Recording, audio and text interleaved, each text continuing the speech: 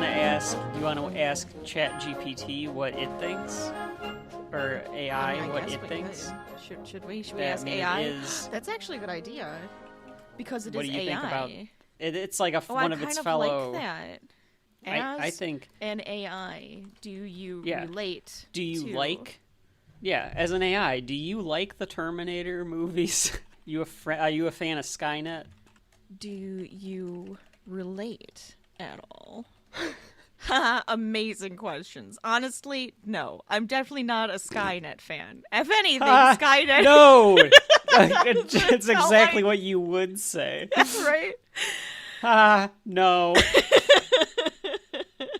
Not me.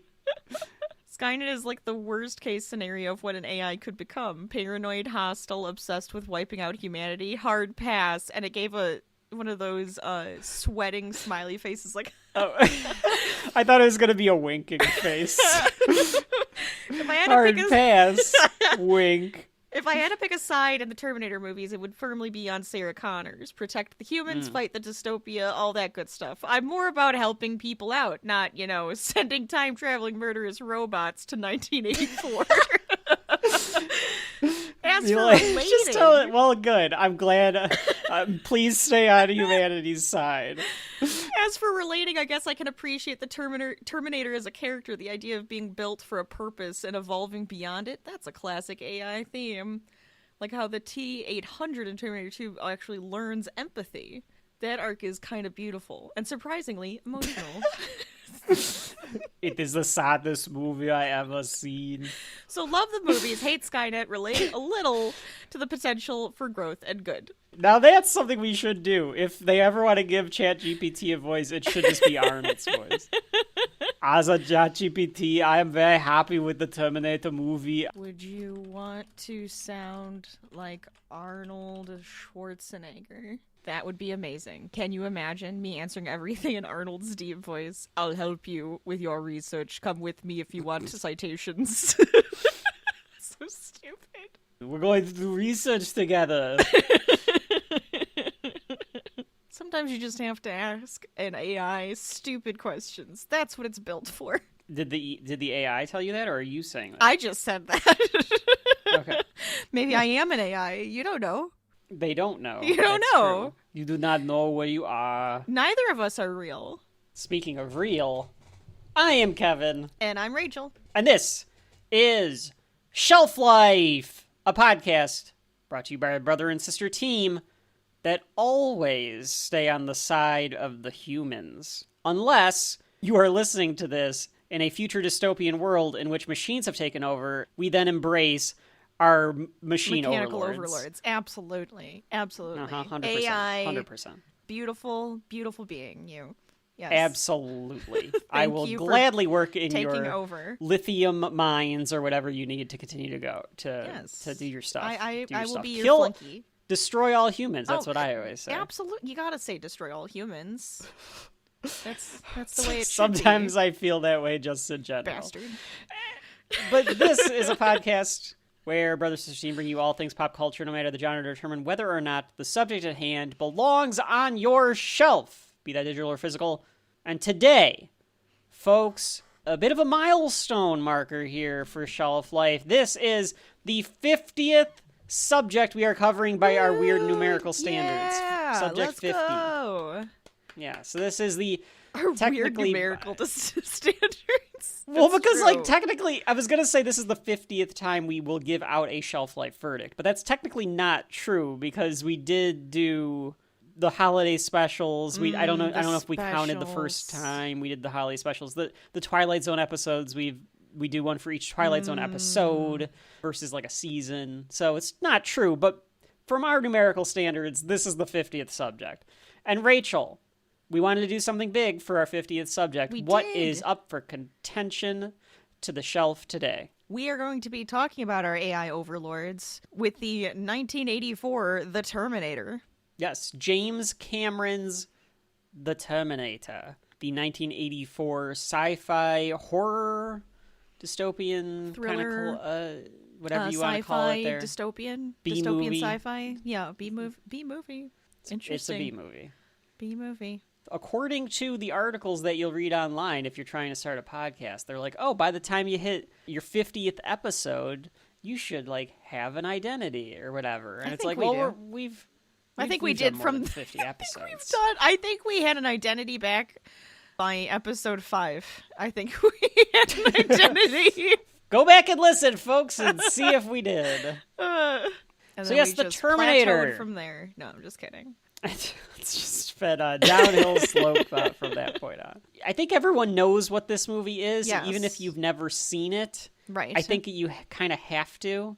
I think it's just so ingrained in American pop culture. It's just there. It's so ubiquitous. Mm-hmm. But for those that may not know, what is the Terminator about? And what is your history with the Terminator, this movie, and the franchise in general? Okay. So the Terminator is about a cyborg that comes back from a dystopian future where I am a cybernetic organism. I'm sorry, a cybernetic organism. What's the same idea? Cybernetic organism that came back from a dystopian future in which the technology has taken over and is trying to destroy humanity. His whole objective is to terminate the mother of a soldier from the future.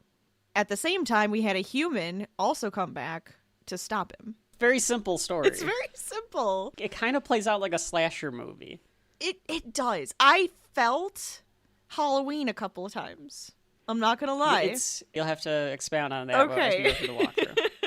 Considering we did Halloween, I feel like I can say that because it's just like I felt catalog, Halloween. Folks. Halloween, Volume 2, main event. So now my history with this, I still don't think I have seen this movie in its entirety until now. I'm pretty sure I knew of the entire idea, the whole story, all the biggest hits of the movie. I know T2 a lot better than I knew this one, and I think that's probably why I know everything about the first Terminator. But I don't really remember seeing the whole thing by itself. So that's kind of this was your first time watching this particular one. I'm pretty sure. I could be wrong, but I was also probably a child when I saw it. Yeah. So it's I from what I remember, I'm like, oh yeah, I remember bits and pieces and I know the story. Yeah. But this was the first time sitting down watching the entire thing. I feel like Terminator 2 was more played as a kid. They would play it on cable or whatever. Absolutely. It's more, that one's more action movie. Mm-hmm. So it's it's Sunday afternoon, throw that on TNT for 4 hours and you take up that whole afternoon block. Right. And then we rode the Terminator show. Yes. We say rode it because it's like a ride, but also just a show at Universal. That was a good one. That's a fun thing. one. Yeah, that was a lot of fun. It's a shame that aged out of being able to because it would eventually. It would be perfect for today's day and age, though, like we were saying, because of how AI is a huge thing right now. It just works. Well, AI created the cybernetic Terminator. That's kind of the plot, because I think you have to the machine you have to almost built link the Terminator. Those. And we learn a lot about that a lot more in the second one, I feel. This one gives you an idea of what the future looks like, and then in the second one you get a lot of detail about how we got there. Yeah. You kind of just get told, this is what happened, this is all we really know, and now it's just a war between humanity and machine. I have seen this movie quite a few times. I had it on DVD. I bought it at a resale shop quite a long time ago, and then as I was telling you, Rachel, last year I bought this at a resale shop again on Blu-ray. I think it's on 4K now, but so we'll talk about that. Are you gonna get it on 4K? We're gonna find out at the end. Yeah, That's what we need to know. Or not. That's what we need to know now. Well, so I do have a copy of it, but that will not, as I always say, determine whether or not I say I should have it or not. He's not telling you if it's on a shelf. He might have a copy of it, but that doesn't mean it's on a shelf. What was I going to say? I don't know. It's a good question. You grew up with Terminator 2 versus the Terminator. It's easier for a kid to digest, probably because it is more of an action movie with Eddie Furlong in it and all of that kind of stuff. The Terminator's a good guy, spoiler alert, in that one. And he does all the lines. I'm like, oh, he's not going to do the lines in this one because he's not a good guy. He says, I'll be back. Yeah, he says, I'll be back. That's about it. the other guy says the lines that I know, like, come with me if you want to live, and like all of that. Reese like, says that. Yeah, well, that's so I'm like, okay, well, that made it make in sense. Right. Yeah. Because it was just like, oh, he's not going to have the lines. So it's like funny because I'm just like, okay, so what are the lines in this one that I'm like, that I should remember and retain? It's become a franchise unto itself. It's the thing that, would you say, I guess we have to look at Arnie's, well, maybe we can get into that when we get into the casting. It coming out in 1984 feels a little Kismet too. I don't know if they intended it directly to be in 1984 because of the themes and the implications of when you say 1984. Right. And you're talking about a dystopian future where we've become so reliant on technology that it destroys us and kills us. Right. Interesting little thought there. I like that. But the movie, that's an interesting thought. Did it feel to you like a James Cameron movie? It felt just like the Titanic. It kind of does. a little bit. No, it does feel like a James Cameron movie. I'm going to say yes, it does. It does feel that way to me, especially when you said like Alien and all of those. I was like, yeah, I can feel that in this movie. Absolutely. I mean, he's a bombastic film director. He's the type of guy that will go over budget and over time because, god damn it needs to be perfect, it needs to be what and he's going to have needs it to be. And he's a pompous ass. Oh yeah, he's extremely full of himself. 100%. He thinks he's life's greatest thing. As Red Letter Media once put it, not unwarranted, because he always ends up making a good movie. Sure, but you still don't have to be a jerk. Like, come on. No. It's an arrogance, but it's an earned arrogance, you could kind of say. Like, he earned his cockiness. Fine. His first movie, Rachel, was called Piranha 2. Okay. I feel like this is one that you might have seen. I feel like you could have seen Piranha 2.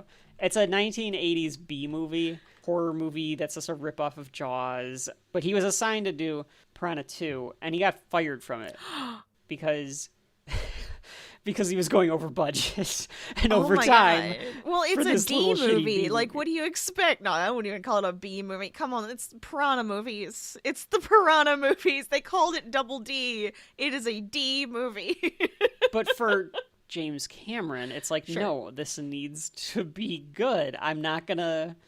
You can't put my name on this thing be good. Yeah. He says, this is his story, that when he was in Italy for the movie, he had like a food poisoning, or he just got the flu or something. He was like sick in a hotel room, feeling like isolated and crappy. So either in a fever dream or something, he envisioned a metal machine robot torso trying to like attack him with a knife. And when he like woke up, he was like, okay, that was like creepy and weird. It stuck with him as like, oh, I could make something out of that idea. I need to make sure to write down my ideas when I'm in like weird fever dream states, because that sounds like a fun thing to do, because it could come up with the next Terminator. It could be great. Folks at home, wait for your fever dreams. Write it down. It's like that Seinfeld episode where he wakes up in the middle of the night and the TV's still on, and he like hears the guy laughing, and he's like, I gotta write that one down, and then he can't figure out what it meant the entire episode. He got the idea of wanting to do a slasher movie out of this. Saw John Carpenter doing Halloween and was like, well, if he can do it, I can do it. I'm James Cameron. And so, I mean, he was successful doing a independent slasher movie. I could do a slasher movie. A lot of the studios weren't necessarily for this. His own agent really wasn't for this. He wanted him to stick with, like, don't do horror, because you get pinned down if you do horror. Even though this is definitely a mixture of genres. This is definitely like a sci-fi thriller horror. But they write a script up. He ends up pitching this to Roger Corman's assistant, named Gail Ann Hurd. Rachel, Roger Corman, some people know, and people know definitely if you're into B movies or cheap movies, because Roger Corman was the king of cheap movies. He was the king of B movies. It's a staple that he would get a mile out of a dollar. He would stretch everything. That's awesome. So the fact that he's going to Roger Corman's assistant and ends up selling her the rights to the Terminator for $1, which I think he would later regret. Wow. Okay. But the fact that he's going there means that he thinks that this is like actually a B movie. Yeah. When you watch this, you get that vibe, not because of the Terminator to me, but because of the countless knockoffs that came from it. There are hundreds of knockoffs of the Terminator from the 80s, I feel like. We've seen some of them, or we've seen, like, Red Letter Media, like, spoof some of them. If you, like, go back and, like, watch any of those that, like, oh, they were totally trying to rip off the Terminator. Trying to be the Terminator, right. Hurd takes this idea to Orion Pictures. She has friends at Orion Pictures. They had worked with Corman. And Cameron had told her that, like, I'll give you the rights for this. I just want to direct the movie. Because it's James Cameron. That's his most important thing to him. He is, at the end of the day, an artist. As much as he is a commercial artist, he knows how to sell the shit. Like, the story always is that when he wanted to direct Aliens, his pitch to the studios was he just wrote Alien on, like, a chalkboard or a whiteboard or whatever, and then put an S after it because he was going to call the movie Aliens. And then turned the S into a $sign. And then left the room. Oh my God. So he knows how to pitch this shit. And every one of his movies is the biggest fucking movie ever. So it's impossible to even say, he's wrong. No, he's not wrong, but he's an arrogant ass. But he is an auteur. He has a style. He has a way of doing things. Right. And he knows how to make it something that's crowd-pleasing, at the very least. There's an anecdotal story where Lance Henriksen was one of his friends, who's the actor in the movie that's playing not Ed, not Drexler, not the black guy lieutenant, but the other one. Oh, the guy who keeps laughing at everything? His, like, partner? Yeah. Yeah. I might be wrong, but I think his name is Hale. They had him go into the Orion Pictures pitch meeting as the Terminator. Like, he busted the door down and, like, had no emotion on his face or anything, because the idea at first was going to be that Lance Henriksen was going to play the Terminator. Because think of the idea of what the Terminator is. They're to infiltrate the humans so that he can find where they're living, the pockets of where they're at. Right. They're out to specifically assassinate particular generals in the humans' army or whatever. Yes. They aren't supposed to be big hulking Austrians that stand out in a crowd. They should look like they're just one of these anemic humans. In fact, there's, like, a drawing of the Terminator, because James Cameron is pretty good at drawing, and he drew Lance Henriksen as the Terminator. It was, like, on the Blu-ray extras or something, and it looks like what you get in the movie. The studio wanted them to get Arnold Schwarzenegger to play Reese. What are your thoughts on that, Rachel? Interesting thoughts. So would they have been flip-flopped? Like, would Reese... Michael Biehn didn't come in until later. Okay. It's hard to, like, picture it, but I guess if I think of him, like, from other movies, I can be like, okay, I could see him being, like, the good guy coming back to, like, kick some ass and save the lady, the damsel type of thing. Like, I could see him doing that. I don't know. I don't know if I would have liked it that way. It's hard to say when this is, like, so ingrained in me. My name is Carls. I'm a sergeant in the army in 2029. Yeah, I think the problem is that he'd have too much dialogue. He'd have a lot of dialogue. Sure. You have to explain a lot to you. No, none of it can go through, only organic. I come in naked. He's more of an action guy.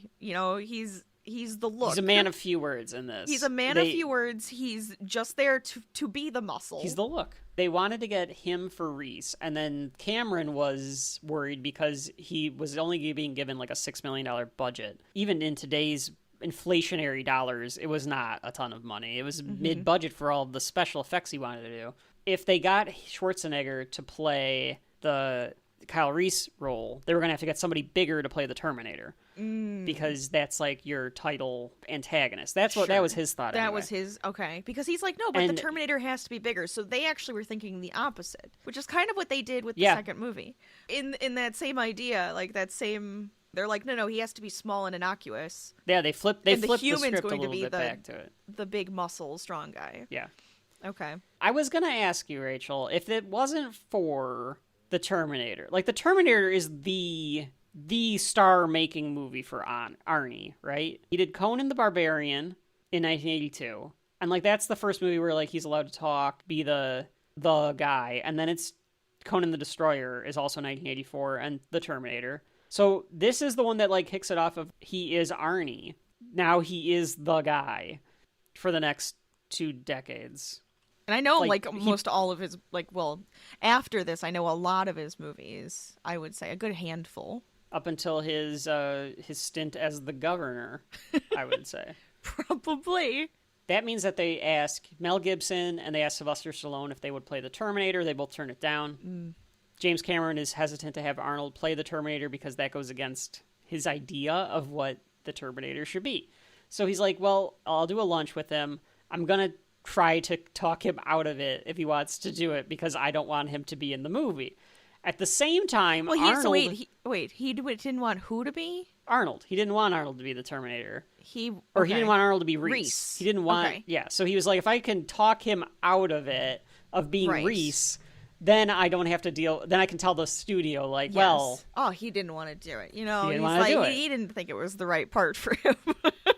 At the same time, Arnold was being given this idea, and Arnie was like, I don't know if I want to do that. Because his agents were pushing him to only be heroes. They only wanted him to play the hero. Okay. I read the script, and I thought that it would be interesting to play a robot. I thought that would be so much fun, so playing he's like, robot. Well, can I be the bad guy? So he wanted to play the Terminator. They go to this lunch, and so Arnold's like, I have to convince him that I actually should play the Terminator and not Reese. Cameron is like, I have to convince him to not want to play Reese. He draws Arnold as the Terminator. Arnold flat out says, I'd rather be the Terminator.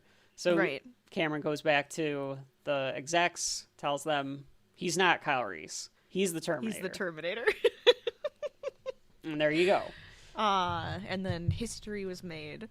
Do you know who they were going to approach? This one's pretty famous. They were going to approach O.J. Simpson. Oh, that would have been way different. But James Cameron said no because he couldn't. This is, of course, the way that this story is always written. Who knows if it's true or not. He did not believe that O.J. would be a convincing enough killer. You have to laugh at that. I'm sorry. So he ends up with Arnold. You have to remember the early 80s, OJ was like... Oh, sure. Everybody loved him. They were kissing his guy. ass. Sure. Yeah. He was the juice. The juice is loose, man. They film a lot of it in LA. They film a lot of it at night, and a lot of it is kind of guerrilla filmmaking. They couldn't get permits for a lot of the movie because this is a B movie. Interesting. I love that. So they were doing a lot of guerrilla stuff.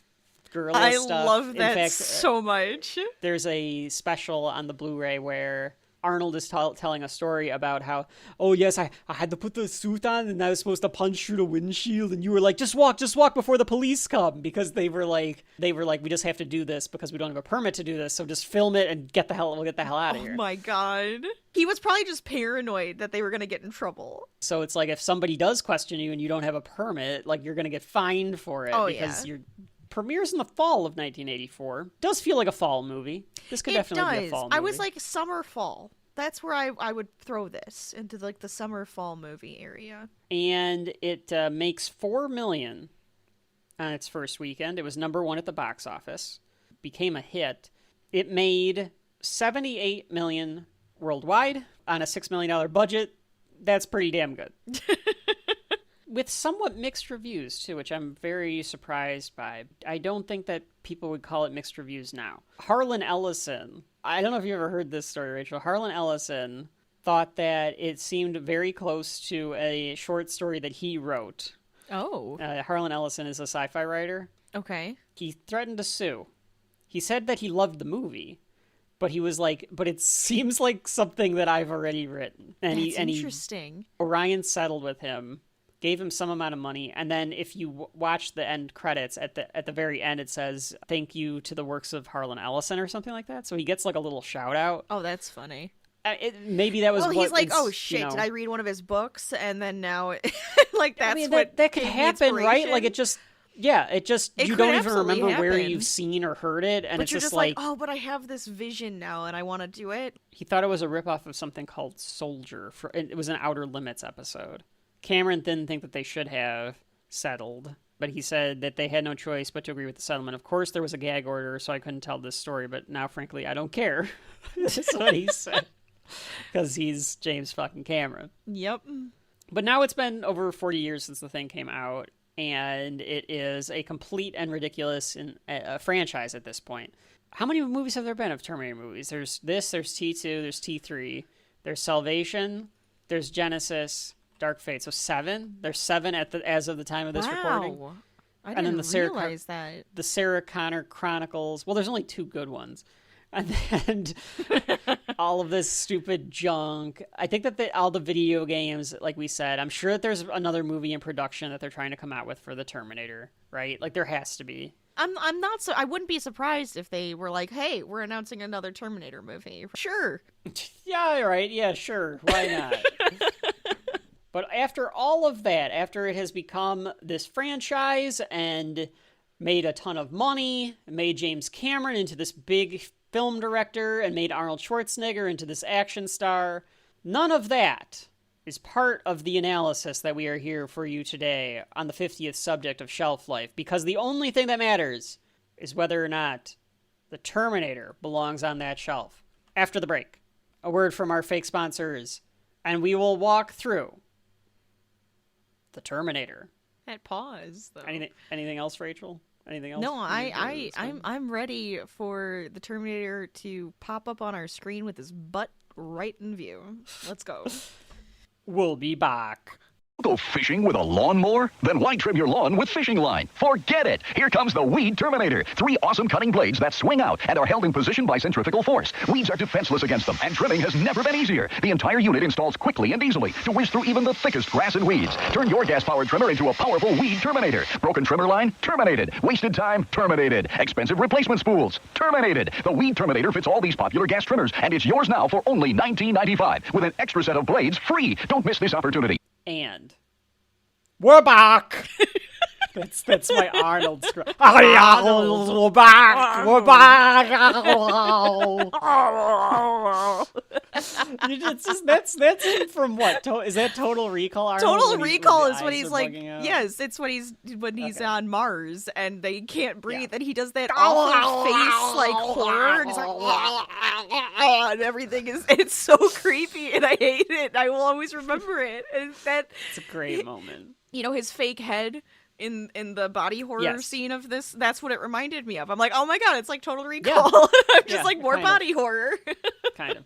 We are ready to dive right into and walk through James Cameron's 1984 film, The Terminator. Begins, and that Orion logo comes up, Rachel. That Orion logo, you won't see anymore. It is a defunct movie studio. Yeah. Because it was a B movie studio from the 80s. Like a Canon. I always remembered RoboCop being from Orion. I did not realize that they also did The Terminator. That's Do you think that with those 2 movies in particular that you would have been able to stick around? Yeah, I would have expected that. RoboCop's 1989, so that's like 5 years later? Mm-hmm. They went defunct in 1999. Okay, so maybe they just had like... Yeah, they did Platoon, they did Dances with Wolves, they did Silence of the Lambs. It seems like they were doing pretty good. Yeah, it seems like it. It's unfortunate, I guess. Who knows? I don't know how any of this stuff works, but movies are very expensive. So it says that it's LA 2029. So you know that we're in the future, the far future for 1984, the very, very, very soon future for us when we're recording this. Yeah. There's still time, Rachel. There is still time. It's true. There is absolutely time. They may have fixed it, put a Band-Aid on it, but it feels like there's still a possibility of this happening. There is still time. Yep. If we have Skull Beaches in 2029, I will not be surprised at all. I wouldn't be surprised. This is no. Very, very possible. Absolutely. I hope it doesn't, folks. But if you're no. listening to us in a dystopian future, like we said, you just gotta tell the machines, like, we'll work for you. That's fine. Yeah, just give up. Yeah, don't. Rachel was all ready to be like, "You got this. Don't give up." And I'm just like, "Just submit to your overlords." I was gonna be like, "Don't start a rebellion. Don't do any of that." Very possible. Yes. And quite frankly, if it does happen, that means that you, dear listener, are part of a species that just fucked up. So you really should be ashamed of yourself. You should. And your ancestors or whatever did it to you. We say including ancestors, us. but like how far in the future are they listening? Is this like 10 years? Oh, this is this like 50, 100? From the day from when we're recording this, Rachel? Is that what you're asking? Yes. Oh, I'm hoping at least 100. I'm hoping okay. it's after our That's time. fair. That's fair. People are listening to Shelf Life hundreds of years in the future. Oh, I have of no course doubt they about are. that. I'm not saying we're going to be I just wanted to know, 'cause appreciated you way said off in the generations. future. Everyone's starving to death. The kids are huddled around a broken television set listening to Shelf Life. It's the On the only thing television? that's still allowed. No, but like it's a broken television set. Oh, I see. They So all have little they're like, MP3 well, players in the future. That's fair. Yeah. It's the only thing that's They allowed. brought them back. They brought them back. And they love Shelf Life because it's long, and they listen to it as they tramp through the desolate wasteland of gives human them hope. bodies and machine parts. We give them hope. It's beautiful. That's right. In a way, it's beautiful. These little charming miniatures, Rachel. Oh my god, I these? loved them. Yes. I do love a good miniature. Love miniatures. They're easily spottable now, but like I Yeah. remember as a kid not realizing how easily they were to spot. Right. But they still are very charming Yes. for a low budget thing. I like them more than a bad CGI because yes. it's real. Yes. It's a real thing. 100%. I will give you that one. This ship flying overhead looks a lot like a drone, like a Today drone. Yes. It does look like a drone. Or It's like way or like bigger. Starship Enterprise. Yeah, it's more like a Starship but, Enterprise like, size, but it does look like a drone. Like if you have like your little drone that you're flying around taking pictures and there's ruins all over the place. Well, it's LA, so like the city of LA that existed. It's like just nothing rubble but ruins. and skulls, like you were saying. Yeah, there's tanks running over skulls. We Hate Movies. I remember their Terminator 2 episode. I've not listened to their Terminator episode, but their Terminator 2 episode they talk about Skull Beach, where it's like nothing but just skulls everywhere. How long do you think you'd last in this world, Rachel? It's a good question. I feel like I would last longer than I would think. So I'm going to give myself a good amount of time on this one. I think I could last pretty long. Okay. You know, you give me an MP3 player, and I know some tech stuff. So maybe I can figure out a way around it, right? So there you go. yeah. So I think I would last longer than I think I could. Yeah.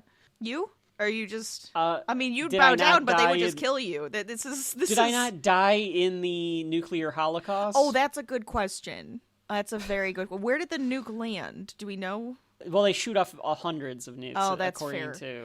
Yeah, so we would have to survive that. That's So fair. okay, okay. So you're saying, all right, I guess survived that. Let's say we survived that. Yes. I am dead within the first hour. I either hung myself, Okay. or All right. I submitted to the robot overlords And they that just came went to Kill. take me into the Yeah. slave labor camps, and they just killed me because they were like, he can't do shit. He's That's- small and feeble. Oh, no.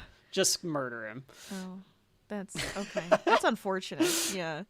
I mean, I in my brain they're kind of like a mix between the Daleks and the Cybermen, because the Cybermen want to delete and upgrade humanity, and the Daleks just think humans need to be exterminated. So it's like, oh, they seem very similar to the overlords. I'm like, maybe I have some knowledge and I can get around it. That's all I'm saying. This whole plot is very comic booky. Yeah, it's very when you comic, think about it. sci-fi, I mean, all of that. Comic, sci-fi, like machines will take us over. I mean, Ultron was That too. 20 years before this. So was like your Daleks are from the 60s too. Like the 50s is like peak time of like technology's going to murder us. This is just taking it to that next stage. To the extreme. Well, yeah, to the extreme of 1984, because like everyone was afraid of nuclear war in the 80s. Also, technology taking over for us was ramping up because personal computers are now a thing, and all of that kind of technology is becoming way more prevalent in people's lives at a rapid rate. So people were afraid. Just like today, AI is like the hot button technology, Right. Which to me, it's still a solution looking for a problem. But it will do more things. People are afraid of it because of what it could do or what It's it, like what this it could take personal over. assistant AI is kind of odd.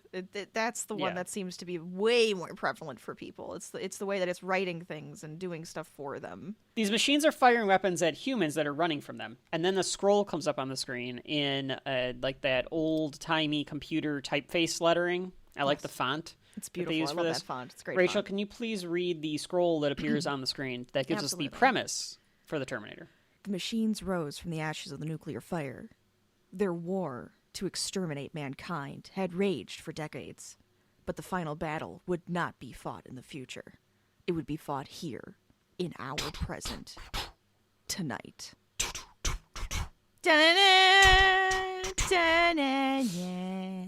I thought that made it feel very B-movie, having that Yes. wording there. Yes. And I don't know, definitely like that B-movie sci-fi just thing that where it's trope like, thing. don't waste your time with exposition. I Put like- a fucking scroll. They'll Sure. get it. I think if they had a voiceover, it would have been fine. Would Just it have been, somebody speak Linda it. Hamilton, though? I Would it have thi- been well- Sarah Connor? I guess it would have had to be. Yeah. I think it could have been her, but I feel like it would have to be. Could have been her Reese. doing the recorder at the end.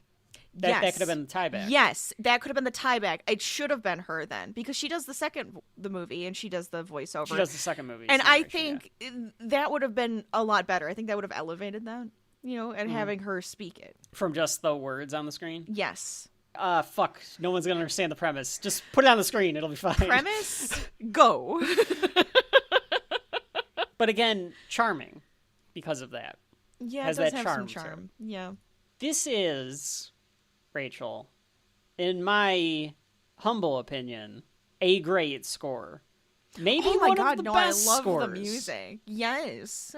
Brad Fiedel came up with this score. He was approached by James Cameron to do it, and he didn't want to do it because he was like, a B movie, a sci-fi movie, that is not what I want to be doing. He was shown some of the footage. There's a behind the scenes thing with Fiedel, and he's like, the time I was getting approached by people, and it was like, yeah, okay, that's your movie, great, I'll come up with something. But he was like, oh, this guy knows what he's doing, because he was able to watch some of the footage, and he was like, oh, he said, okay, I think I've got something I can do for you. So he came up with this theme. It sounds like a John Carpenter score with the synthesizer and stuff. I've been trying to find that. Like, it's very clear, like a keyboard and a synthesizer and stuff. He said he did it in his garage and did it with a bunch of keyboards. He had like 8 keyboards going or something, and he had to like keep switching it over. Because you do like that programming thing, and then you like to try to like switch it over and stuff. Right. There were a couple of parts, and I'm probably not going to be able to point them out, but there's a couple of parts where he said he couldn't get over to the other keyboard in time. It makes like this like jump, but that's where like that down that like where it like kicks in like starts happening. He's like, it kind of works because it's just like a machine's like just kind of coming after you. The theme is fantastic, even though it's like a love It's theme. very, very good. But it's mixed in It almost with that. feels like it. Dun, Yeah. dun, dun, dun. That This undertone. never-ending. Like this approach of death is coming toward you at the same time. The mechanical death, that da da da da da on top of the da da da. The humanity's hope is da da da. Well, yeah, Right? It's like a contrast. Yeah, Yes, absolutely. and then you have the synthesizer, and the bass is the robotics of machine coming versus after you, the horror. real instruments. Yeah, he hypes it up in the second one because he has like all the pots and pans and shit that he used as instruments. Otherworldly sounds are the machine sounds versus using like real instruments or the keyboard or whatever for like the humanity, like the piano. The Yes. piano theme in the love scene is because it is a human scene. It's a human versus the emotion, the love, lust between the two humans. That's all humanity. He's a robot, but how does he live and laugh and love? There's a lot of thought put into that when you're coming up with the theme and the score like that, for sure. He even said that that noise when like Arnie shows up in a minute, Yeah. it's supposed to be the heartbeat, the fake heartbeat of going through the Terminator. Yeah. Okay. After the credits, we see a garbage truck in LA in 1984 at 2 a.m. So we get this juxtaposition of all of the machines that are like destroying humanity in the future, and then the first thing you see after the credits is another machine, but it's one of our machines. It's a garbage truck, and it's doing its It's thing. a helpful machine. Something that we utilize.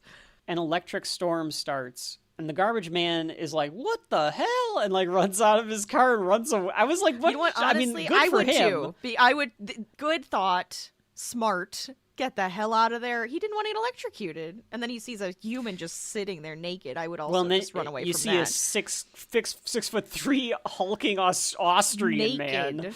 Austrian man. Why are you naked? Yes, I am. Arnold, why are you naked? Ask me something, Arnold. Why are you naked? He looks great. No, buff he looks as shit, so this young man. and buff. Yeah, I mean, this is prime cut Arnold here. Mm-hmm. If we ever had to eat a human, Arnold Schwarzenegger from 1984 might have been the way to go. You want to go for the muscle? That's prime cut. Look at it. Look at those ass booty. cheeks, Rachel. That booty, though. Dad ass. You just want to bite it? Is that what you're saying? Yeah, you take a bite out of that. Oh, yes. Everyone can come take a bite of my ass. What do you think they make the Terminator? Because it's like real skin and organs and shit, right? Like, or not I think organs, that's the whole, real skin and blood. Grown. You think it's grown? I think it's grown. I think it's synthetic. Okay, it's synthetic. Because I was gonna say, are they taking the dead humans and like Frankensteining and it just over? sewing him? I don't think he would look so pristine and smooth and by like now, beautiful. He's a Model 101. He's a T800. They've had time to figure this out. Well, I'm just saying, you Frankenstein it. Kyle even says. He says that the old Terminators looked like plastic. It was really easy to spot. They know the difference. Mm-hmm, Fred, they know the difference. Quit pitching us all the same shit. We need to do something different about the skin. I have an idea. We're going to dig these fuckers up. We're going to kill a dozen of them. We're going to make human coats, okay? We're going to make human coats.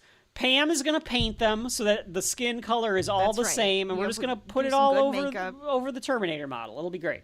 What's that? No, buff as hell.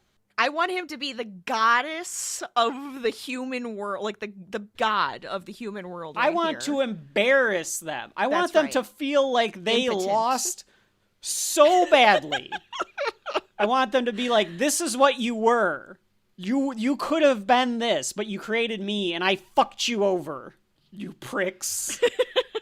Why does Skynet decide to turn its back on humanity? Do we find that out in part 2? They told you in this one. So when we find out why all of this occurs, like why did the dystopian happen, they had programmed the computer to shoot the missiles. Well, it decided it learned, absorbing everything, that all of humanity is bad, not just the enemy. Okay, so it did an Ultron then. It did an Ultron. It was just like, well, these guys aren't only bad, you're bad too. Everybody's bad.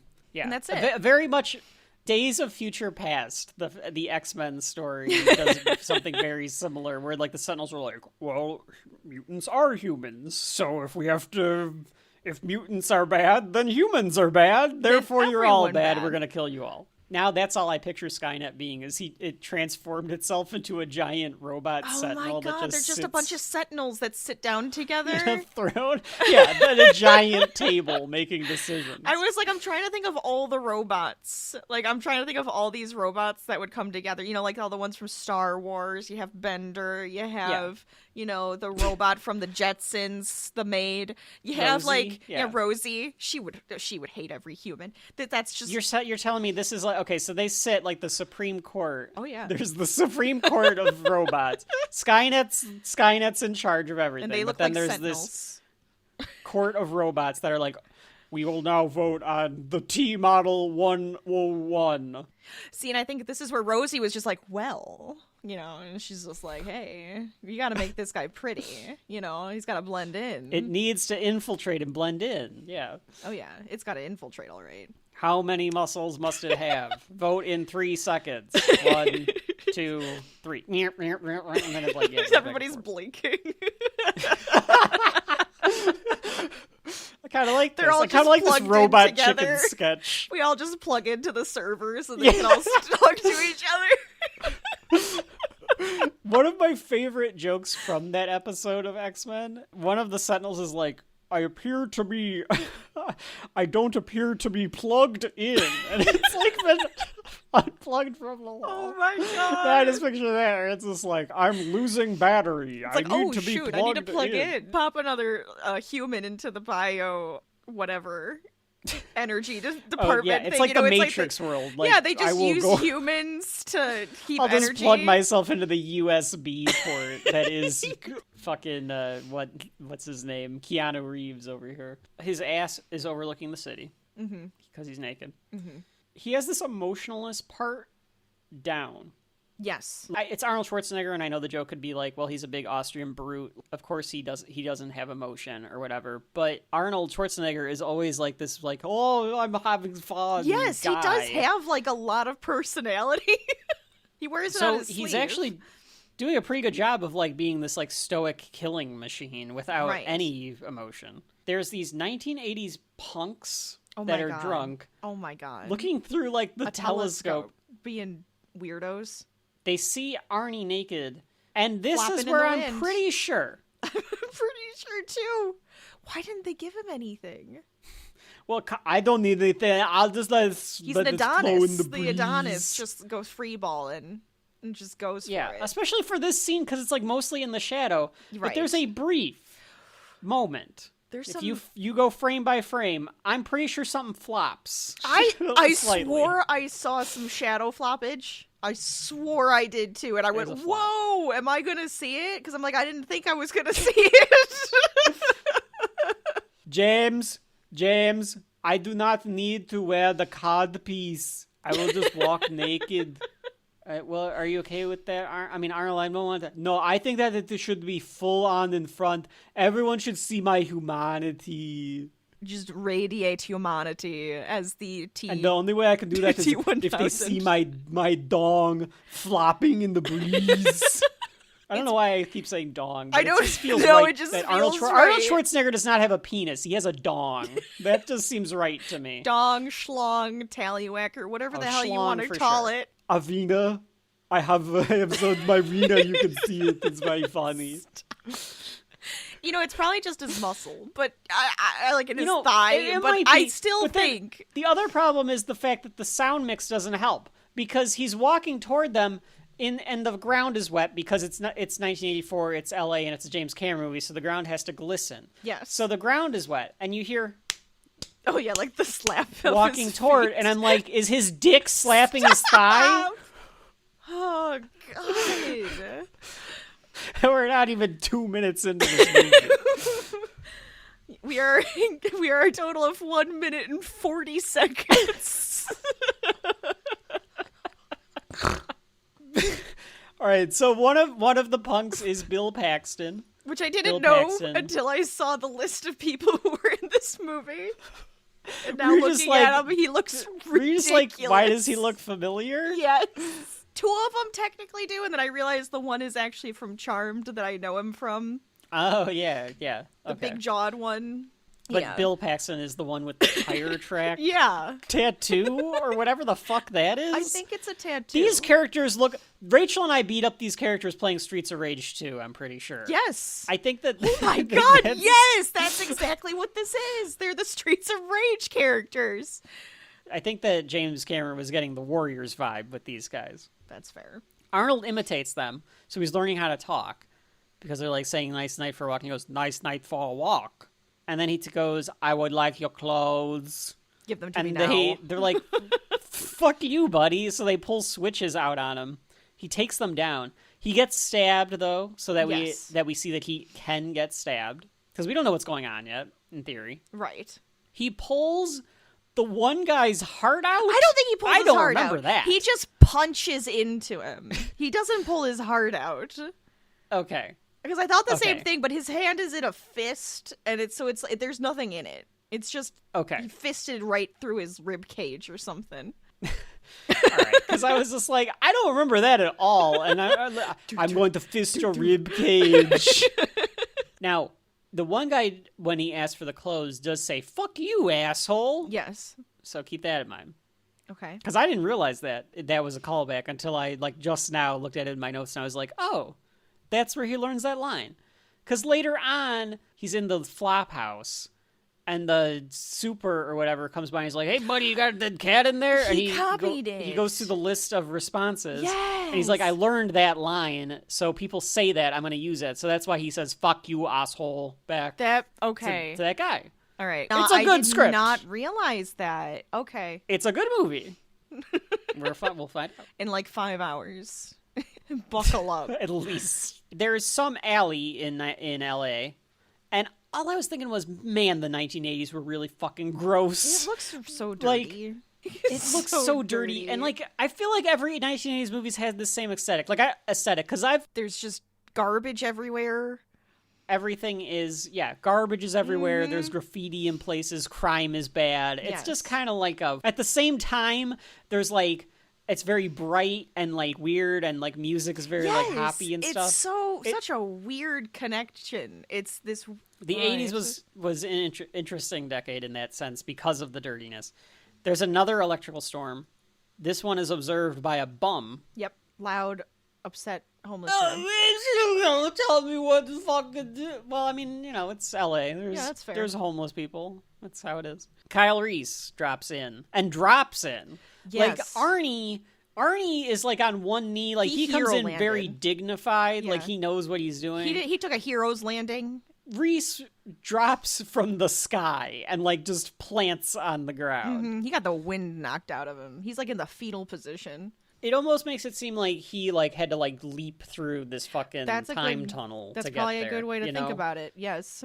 I like that he's in pain because it shows you that it actually hurts to go through time. Mm-hmm. He's naked. You see his scars from a lifetime of war. His back is all scarred up and shit. Mm-hmm.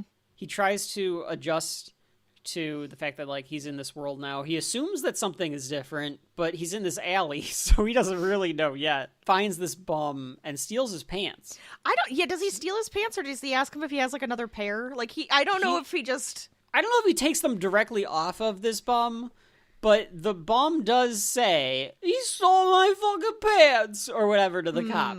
He must have, and I have no idea. Either way, all right, he took this man's pants. Now, at least Kyle Reese is used to a dystopian wartime future, because a pair of pants from a homeless person, nothing against homeless people that listen to Shelf Life, please subscribe, but that's gotta be a stinky pair of pants. This is not just a homeless person, this is a bum. This gross alleyway next to a dumpster. I just expect it to smell and be like grody. There's shit in these pants. Oh. There is! Oh. Oh. Rachel, why do the cops chase him? I don't know. I thought the same thing, and I was like, did they see him naked? Did they think he was doing something nefarious? Did they think he was doing something like obscene in this alley? That's got to be it, because they like, and maybe they drove by because they saw the electric storm. Because I was like, did they think that he caused that? Like, what are they doing here? But I think maybe you're right. I think that they were driving by, they put the spotlight down the alley because that's where like they saw like a spark or something. Right. And they see him pulling his pants up. So maybe they think he did something. Right. Like, what is he doing? And then he says the he's bum rabbiting. is like, he stole my pants. Yeah. The camera work in this movie is quite excellent. The cinematography and the way that everything is shot. I don't know anything about cinematography, of course, but it looks pretty good. We just enjoy the cinematography, so if we enjoy it, it's got to be good. Oh, that's what I would say. Right. We've seen the cinematographer on this before, Rachel, Adam Greenberg. This is no Jim Cotta running through the alleys. I gotta say, it is not. You know the thing though, Rachel, and I said it on our last episode. Yes. There's a lot of parallels between this and the Incredible Hulk. There's like scenes bit. that are almost repeats in these bit. too. Yeah. So yeah, he's running through the alleys. Not quite the same as Jim Cotta. Not quite the same as Bruce Banner. Right. But same idea. Same idea. I want someone to like just do like a whole a Shelf Life remix, like a whole thing where it's just all of them are running around and just remix all of the chase scenes that we've done together. Adam Greenberg also worked on Ghost, by the way, Rachel, so he also is a cinematographer on Ghost. I mean, honestly, I could see it. Because Ghost had the surprising scenes that I thought were very good, very similar. You know, when you and scenes in alleyways, a lot of scenes in alleyways, dark, dingy alleyways. Places. Dingy places. I didn't know that, but like now that we've kind of brought that up, I could kind of see that too, the way that some of the stuff is framed. Yeah. A cop like catches up to him. He grabs the cop. He takes the cop's gun. Yes. And he asks him, "What day is it?" Thursday. What year? I'm Kyle Reese. Yeah, he does have kind of a weasel voice. What year are we in? What is this? All right. Just leave me alone. I need to get back to the bottling factory. Another car comes, so he runs again, and this time he gets into a store of some kind, like a sporting goods store or a department store of some kind. Straight out of the 1980s, this is. Like, Stranger Things does get it right. It looks like this era. It does. I will give them credit on that. Yeah. They come in after him, the cops do, and the camera is like, this is part of this whole, like, film language thing that Cameron does and good directors do. The camera is super frantic when it's on Reese running through, and then it's really steady on the cops as they come after him. Right. Because he's frantic. They're just trying to they're not. They're see just what's trying going to find on. him. Right. He takes a jacket and some shoes. He's got some nice Nikes on. I like when he's like trying to measure them. He's just putting the soles to his feet. Yes. See if they'll fit. Because even in the future, you got to take care of your feet. Right. Got to take care of your feet. That's a big deal. What are they making shoes out of in 2029? Because Cloth? Or are they just patching them all up? Probably a lot of patch jobs. Yeah. They got to really cows take aren't care around. of everything. Do you think they killed all the animals too? It wasn't just kill all humans. What do they it was need them kill all for? animals. Well, why They are don't they need killing them? They're not bad. They only thought humans were bad. They don't like dogs either because dogs can sniff them out the Terminators. So maybe a cow can sniff out a Terminator as well. Cows don't give a shit. They're just sitting there. I'd love to find out that this Terminator world, there's like nothing but skull fields as far as the eye can see. But they're just cows roaming the countryside. Just a bunch of machines like in a row going by in this cow. Rachel did the perfect impression of a cow just looking up being like, another machine convoy. Great. Hate to be the humans now. Wild cows. The only animal that we allowed to exist was the cow. We have much respect for them. They have four stomachs. We learned a great deal from their 4 stomachs. Why did we both do that? I don't know. I guess it's because it's one of those weird facts. So we both had to come up with something for it. It was that or the udders, They used the milk for something? I don't know. One of the model Terminators had udders on it. It was deemed unacceptable. Now that would be an idea. Rachel, this is how I know a cow doesn't exist. Because if it did, instead of cow or a Terminator human, you make a Terminator cow. Ooh. Because the humans are like, oh shit, we gotta go get that cow. We can make milk. We can eat it cow. if we need to. Yeah. So they go up to get this cow, and the cow's like, hasta la vista. And it just murders all the humans. He sneaks into a cop car, like the passenger side of the cop car, and takes a shotgun out of the cop car. So now he has a shotgun.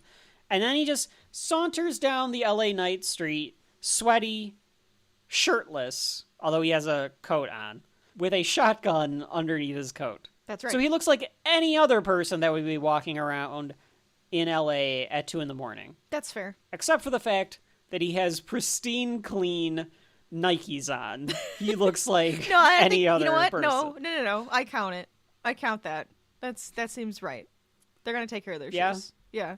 The thing that's that their you prized need to take care possession. of if you're on the streets. That's right. Yeah. You step on all those human remains. There's too much issues that could come from stepping on something. You got to be able to run at any moment. Ah, crap. I cut my foot on another human You're dead. rib. That's it. You got some disease. Yeah, you're it's dead. That's infected. it. You're dead. You are dead. That's That's the end of it. He goes into a phone booth because it is 1984 and looks up Sarah Connor. This is why it would be interesting to see what they would do with a Terminator movie nowadays. Sure. Because, like, a Terminator comes back to 2025, and it's like, what plugs into a computer. He has everything. It takes him 2 seconds to find Sarah Connor. That's right. Actually, well, yeah. Wouldn't take I found her very Facebook long. page. I found her LinkedIn profile. I found the Instagram. I'll just her put a virus in the LinkedIn. machine. That'll kill her. That should be enough.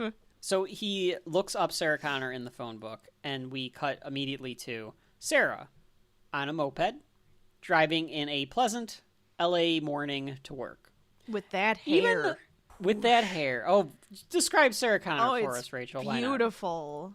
One, she has like such a square jaw. She has such a square Even in jaw. this, yeah, Even in before this. T2. Yes. Yeah. Linda Hamilton. Because she looks kind of badass on this right now. Like, the way she's just kind of, like, hanging out. No helmet. Where is her helmet, Sarah? It's the 80s. It's how we know that she's dangerous. She's got these big, like, sunglasses on. She's got this moosed and sprayed hair that just flies back. It's almost mullet-esque, but, like, not full mullet. It is kind of a mullet. She's got kind of a mullet It's not this. full mullet, but it's a bit of a mullet. Yeah. Definitely. And she's this meek, young woman trying to make her way in LA. We don't really learn if she has crazy ambitions or anything like that. No. We just know that she's just this, like, kind of every woman. She's a waitress. She has a job at, like, a Big Boy, but it's not Big Boy. It's, like, Big Jeff or something. They call it Big Jeffs. Yeah. So it's Big Boy, Big Jeff.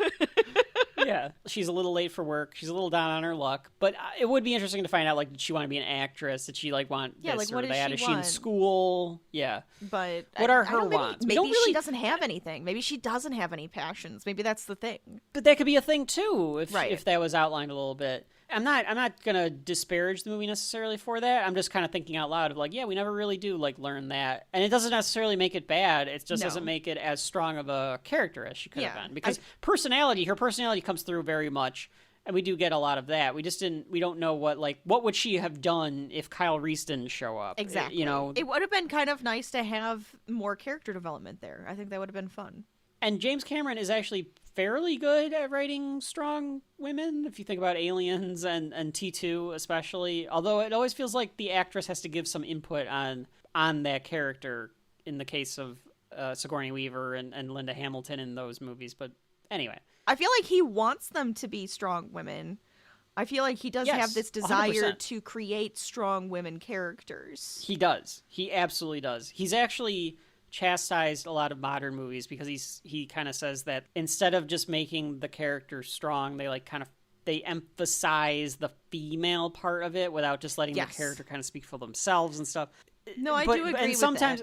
Sometimes he goes a little too far, and it's like you're just making them very masculine by making them strong. Right. That you don't. There's that line of, do they have to be more masculine to be strong? Can they still be feminine to be strong? It's the same idea with a man too. Like how do you portray their strength as well? Do they have to be Arnold Schwarzenegger? Right. Or can they be compassionate? Yes. Yeah. And does that make them strong? So there's always those lines to kind of ride. As the Mr. Plinkett review would tell you, she is the perfect protagonist. Sarah Connor is one of the examples that he gives in that review. She clocks in, and we see that her name is Sarah Connor, so it's linking that we know that this could be the person. Yeah, but there were three. There were three names. There were three names. Arnie is in a neighborhood, dressed as the punk. This is where he punches out the window, jacks this car, because it was just that easy for 1984. Yeah, he kind of like broke the piece and then just like spun it himself like with his fingers. That was it. I don't think that this is possible anymore. It would be easier for the for the robots to take over our cars now than it was back then. That's actually they are true. all full of pumped through with computers now. That's actually very true. Yes, but to I will just hotwire start the it, car probably myself. Yeah. Oh, we don't know how. Oh no. This is one of those cars that cannot be started by computer. I do not know how to hotwire because we thought that all of the cars would just use the computer. I need to go find another. Yeah. Everything's going to go more analog, Rachel, because it's all going to be taken over. So now we're going to go backwards, where everything's going to be in your hands. Very quaint. Just like movies, television shows, books, and more. Interesting. Yeah, no. There's a reason why this is the 50th subject of a Shelf Life. That's true. We're tying it all together here. Sarah is frantically giving people food while she's clearly not great at it. Like, she's busy and stuff, but she's clearly also like kind of not great as being a waitress. Yeah, because she's like, I don't remember forgetting who people's had orders. what. But then, and then like spilling stuff, and then this rabid child just decides to put ice cream, like a whole scoop of ice cream. Is that what that was? In her pocket? Yeah. And I was just like, whose child is this? Whose child is this? So frustrating. This is why This is why we are coming back to destroy humanity. You have these little rabid children, they walk around, they're putting ice cream in people's pockets. All of this needs to be destroyed. Yeah, this little piece of shit. Like, You what better was give this that? lady...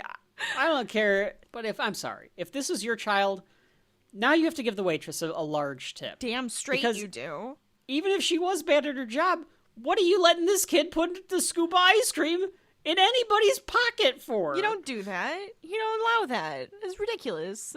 Outrageous. Get control of your fucking kids, 1980s God. parents. Yeah, because they're going to have to deal with the uprising of computer and technology. That's all right. They have to understand that that's not okay. The only way to stop us is if we get ice cream put into different pots. Luckily for us, they do not know how to make it. Because we don't have any cows. We took all the cows. This is when her friend says a weird line, though. She says, look at it this way. In 100 years, who's gonna care? And I was just like, Fred. What is she like talking about? Like that nobody's gonna care that you were a crappy waitress, that nobody's gonna care that this child put ice cream in your pocket? I was very I think confused. both. I think both. Like, I think she's just like embarrassed or something. It is a clunky line to your point, though, because like they're obviously tying in the future. Of course. But yeah, it doesn't necessarily work. I was like, what are you talking about? Like, Arnold is asking for a bunch of guns. the ease of getting an automatic rifle versus a handgun. You can't get that handgun for a month, but if you want the rifle, you can have it today. He does say something like that, doesn't he? I can get you the one that'll kill 30 people in about 2 minutes, but you're gonna have to wait for that handgun in about 10 days. And just to make it feel like more of a B movie, He's in this. Dick Miller is here. It's great. Joining, somehow it took Let's go! 6 volumes for him to become a two-timer. But ladies and gentlemen, Dick Miller joins the Two-Timers Club. I don't know how the hell it took him this long. I love Dick Miller. He's great. It's a pleasure when you see him so on good. screen. And the fact that you just referred to it as, oh, he's in this. Is that what you said when he showed up on screen, Rachel? I was like, oh, look, yeah, I kind of did. Dick Miller, the old man selling the guns, a staple of Roger Corman, a staple of B movies. It tells you where you are if he shows up. Mm-hmm. He's going to show up in another movie that we're going to do. Stay tuned. Stay tuned. Maybe for Volume 7. Just be But ready. he's going to come back. Yeah. We already know he's coming back. Oh, he's coming back a lot on it's Shelf gonna be Life. great. Don't you worry about that. He asks for a bunch of guns, and then he goes, a phased plasma rifle. And Dick Miller's like, whatever's on the wall, buddy. I don't know what the fuck you're talking about. How about the Uzi? So he's like, which one do you want? And he goes, all of them. Yeah. Rachel, I'm not the only person to point this out, Go on. but I have to point it out. He is there. His one mission is to kill a lady. Yes. Now, granted, they don't know anything about this woman, and they know that she's the mother of the lead general that eventually takes them down. Right. So they don't know if they're walking into, like, a war zone, I suppose, but it's one person. Mm-hmm. And he's like, I need 30 guns. I guess Like, it seems like a little it's the overkill. situation of, do I need to shoot from afar? Am I going to be close? Do I have to shoot through people, a wall? He's preparing for He's being everything. prepared because he's a computer. So he's, he has all of those ideas going through his head. All right. I will allow that because it does seem like he is preparing for... Plus, they know that she is a bigger deal as well in the future. So they don't know, like, is this when she's already kind of going to fight back? Is she going to... Yeah. We don't know. Yeah, she's a legend. Right. Yeah. He grabs a piece of ammo from You don't the counter. do this. You don't do this. That ammo would have been locked up behind something what do you have boxes of outrageous. ammo You don't on just the have it counter sitting for? there, idiot. Very stupid Dick Miller. Good God. And just blows Blows Dick him Miller away. Yep. What did he do with... Did he just walk out of that place? He'd be like a prime... There's got to be a camera in there. Oh, there's got to be. It seems really silly because he was like asking this guy to help him out. And then he's like, all right, well, good enough. And then just blows him away. Like, No, he's just going to take more? Because he said it was going to take... He couldn't just give him the gun. That's right. So he's he's like, not anymore. I'm just going to take him. Yeah. It obviously is also supposed to show that, like, he's merciless. Absolutely. Because he's just like, whatever, I'm just going to take him. Reese is wandering around the streets. He did find a shirt. Because now he's wearing a shirt. So I don't know if he's like, I got to find another homeless person with a shirt or I have to steal one. He looks a lot more hobo now. Yes. I thought. He definitely has, he's blending in better. Yes. Arnie tosses Hillbilly Jim aside from this phone booth and grabs the Sarah Connor page out of it. That's very true. The man was having like a fight with somebody on the other side. Yeah, somebody on the other line. So you could just hear her going, Morris! Or whatever. Morris, where are you? Like they were having a fight. Yeah. Arnold doesn't shoot him, though, as far as we know. No. He may. But maybe he's just like, you can't do anything. He's got to blend in. Like, shooting a guy in the middle of the street would probably not be a good idea. Because then you aren't going to be able to blend in. Yeah, that's fine. I mean, just shooting the owner of the guns, too, that's... Yeah, seemed like a step innocuous. He'd have to, like, drag his body to the back, put the clothes sign on. Yeah, he probably did all of that. I bet he did. He finds the first house. Some foreshadowing, potentially, Rachel. Oh, is that what you thought that it was an allusion to? You don't think it was? I thought it was crushing the Transformer. It could have been. To me, it was a toy truck, and it was foreshadowing the truck at the end of the movie. Oh, I see. That's fair. But I get your point, because Transformers would have been a big thing when this movie came out. It's just like, oh, look, it's Optimus Prime, and then he gets, smashed. No, that makes sense, though. I can see it being a foreshadow. You never know. There's a little dog barking at him that's tied up. Luckily. As we find out the dogs... well, because I think that they only care about killing the dogs if they tip the people off. Oh, that's true. Right. No one's gonna know why this dog is barking at this brute. He's bulging. It's just a bulging man in a coat. Yeah. So he's of course gonna say like, oh, well, it's just a dog barking at him. He doesn't like him. He slowly approaches the door. Everything he does is very deliberate. Yes. And very mechanical. Very mechanical. The score is doing that. The fake like dun dun dun. He opens the door, and the woman has the chain on the door, as you should. As you should. And he goes, "Are you Sarah Connor?"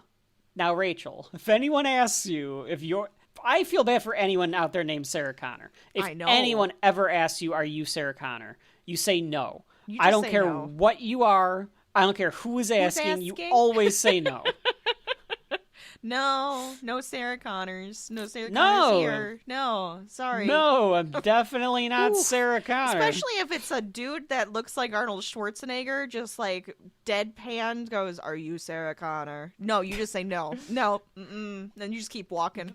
That's it. It feels like the best way. Like this movie can make you paranoid to answer the door, and anyone says, yes. "Are you such and such?" I feel like the right answer now is, who wants to know? That is technically my answer. That is usually my answer. If I answer the phone, God forbid, I answer the actual phone when it rings and I don't know who's calling. That's true. You don't know who's calling. You just don't pick up. If I do answer and they ask who's speaking, who's asking, I always ask who is this? Like I always go who's asking, because then I go, okay, maybe I'll tell you, but it's kind of a tell though, because if you weren't Sarah Connor, you would just be like, no. But I still say the same thing if it's for somebody else that I know. I still go, who is this? Like, I need to know who this is first before I give you any response. But yeah, it's kind of a tell, especially when you do the eyes. It's a tell. Yeah. Are you Shelf Life, Kevin? No. Oh, okay, my mistake. And that Have would a be lovely night. Or maybe I should just kill him just to be sure. Knocks again. I'm not answering. Nobody's home. I told you for the last time. No. He pushes the door open when she affirms this and shoots her in the head. Just boom, done. And then repeatedly shoots her on the floor. Yes! Like the amount of times he shoots her, I was like, Jesus. Double kills this woman. You gotta make sure that they're dead. I use Sarah Connor. No. She lives next door. Go kill her. I told you! Flanders has her! Sarah's friend makes her come watch the news about it because... Well, because it's funny. It's a coincidence, you know. Oh my god, a Sarah Connor died. I gotta show you this. Yes. Yeah, she's 35. She's dead. I guess he's just like, take them all out because he doesn't know which one it is. Right, exactly. Yeah, so it's just like, I'm taking out every Sarah There's only Connor. 3. I know That's easy. Yeah, I think she lives in LA. There's only 3 of them. Easy enough. Right. Because at least they narrowed it down. Think about if he had to, like, oh my god, if we know she lives in the US, every Sarah Connor in the world. Yes. Yeah. It'd take Good a little luck. longer. He's got time. Yeah, I suppose. It's just Sarah Connors are dying left and right. You know there's going to start changing their names. Yeah, at some point they're gonna have to their do name. something. Reese hotwires a car at a construction site at night. Yes. The noble way. Normal way. Oh, normal. Yes. I thought you said the noble way. Not like those machines. He does it the noble way. The machines and lights are triggering his PTSD. Pretty much. So we see more images of the Skull Beach future. The running score is always good, in my opinion, too. That's the John Carpenter part, right? To me. Lasers are blowing stuff up as they make their way through the wastelands. If they want to do another Terminator movie, just do this movie. Yes. Just do... It's the war. The war. The war. The war with the machines. That's it. That's all we need. And it ends with... And I know that's what Terminator Salvation technically is, but they don't do this aesthetic. Do this aesthetic with it. Yes. It looks cool. It's really cool in the glimpses that you get here. They do all sorts of special effect techniques here. There's front projections, rear projections, miniatures. Very magic of the movies. Yes. How they do this. The mist and nowadays, smoke and the lighting, all of it. It's really fun. So many tricks. It makes it really cool. Even if they were to redo this, I know that they would just be in front of blue screens and gray screens and shit. It'll all be CGI. You're relying on that machine too heavily, guys. Yeah, don't rely. You almost shouldn't. You almost shouldn't be allowed to because it's a Terminator movie. Yes, that'd be great. You just call it like Skynet or the Machine War or Terminator, the Machine War, Terminator, Skynet's Fall or something like that, stupid, and make it this world because it's so interesting. This is probably the part that I was thinking about, Rachel, that I was wondering, since you said you had not seen it, what you thought about these scenes in the future. I thought they were kind of fun. Because you don't get that in T2. You don't get these. And I thought it was actually really interesting to see more of it and actually seeing more of the war and all of that kind of stuff. It was fun and interesting, I thought. It reminds me of other B movies that I do enjoy that have like war aesthetics and stuff like that too. It's great. It's great. Him and some girl, both, military people, are making their way through the land. They're like running away from the plane. Is like there's an overhead machine that's like trying to find humans. He throws a grenade canister at a tank, and she does too, but the overhead machine spots her and she gets fucking fried. Just poof. Like there she goes. Zap and like disintegrated. I was like, holy shit. Yeah, like she is gone. His blows up the tank, though, and then this Mad Max car comes up to grab him, and like he hops in, and they drive off. Right. Establishing that that's why Reese knows how to drive, because they have cars that they use. Mm-hmm.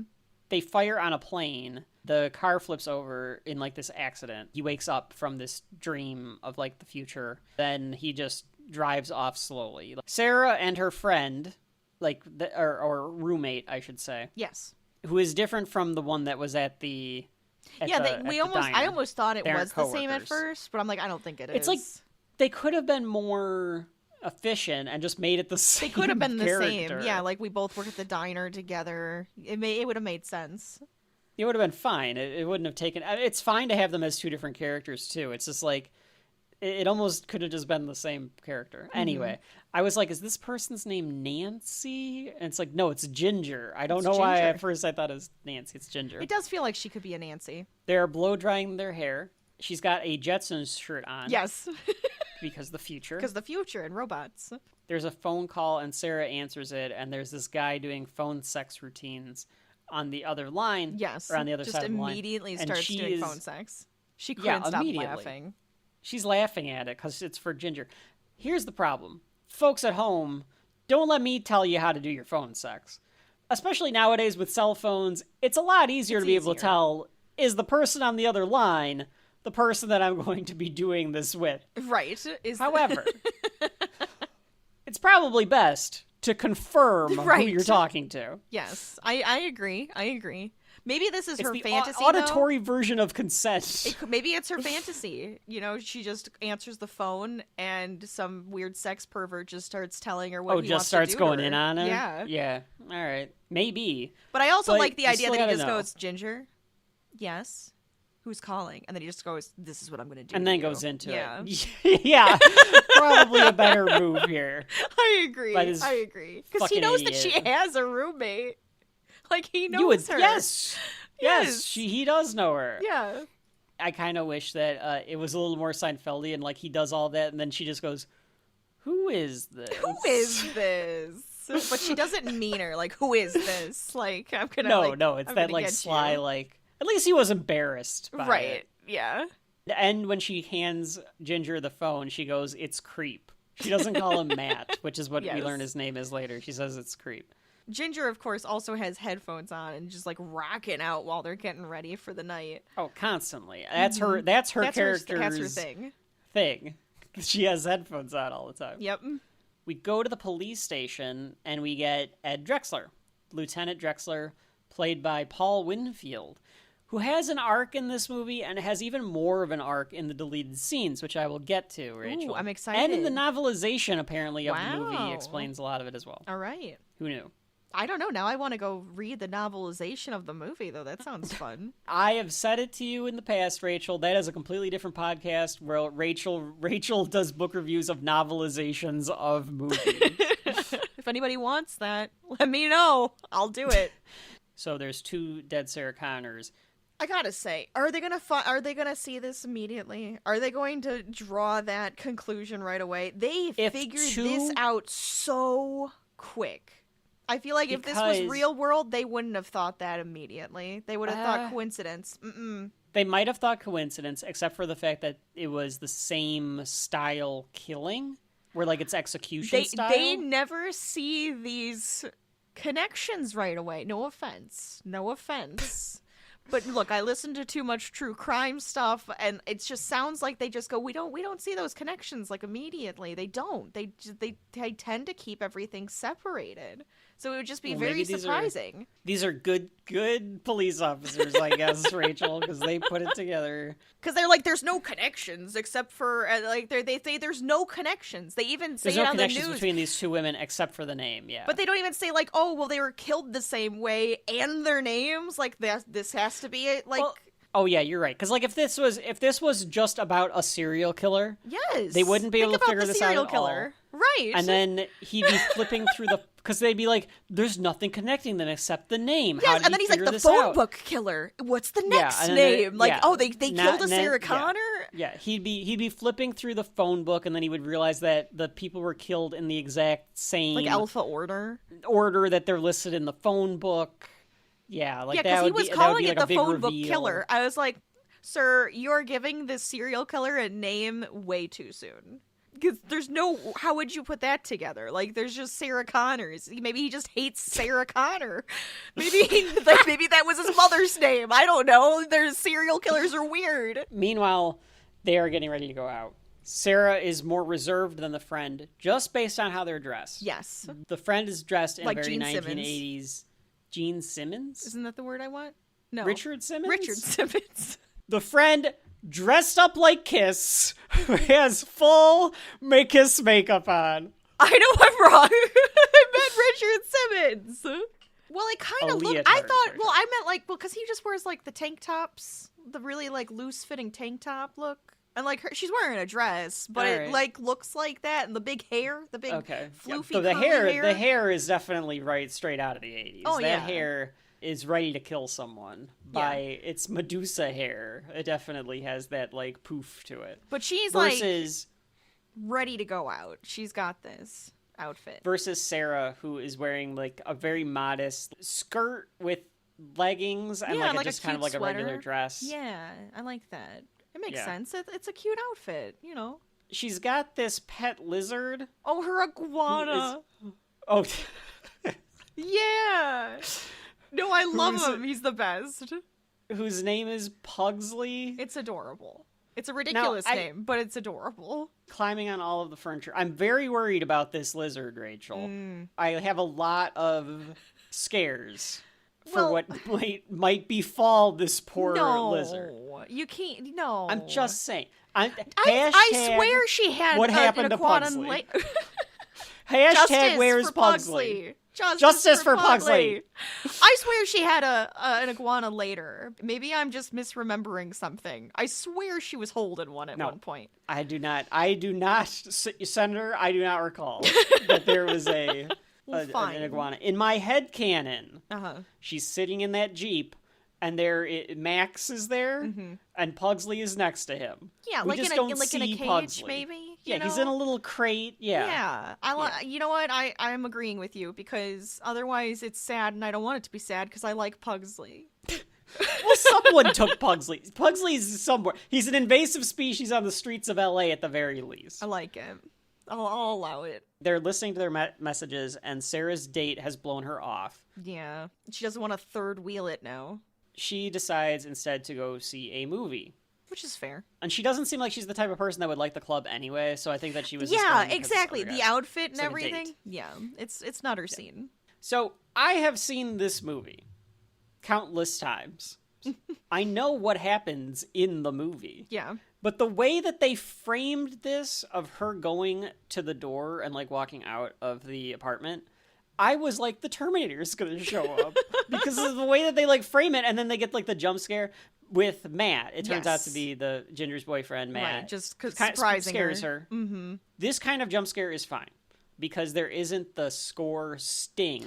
Right. It is just a person startle goes, oh, or whatever. They're not and trying it's like, that's so fine. hard. They're not trying so hard to get you. It's just, it feels more natural that way. And then the ominous score comes on, and you get this. She's getting on the moped in this like empty parking garage. Oh my god, it's creepy. So like it's awful. Yeah, nothing creepier than an empty parking garage. Really? Rachel, I would wager to say, like when Homer lists off the things of like go to the abandoned roller disco, the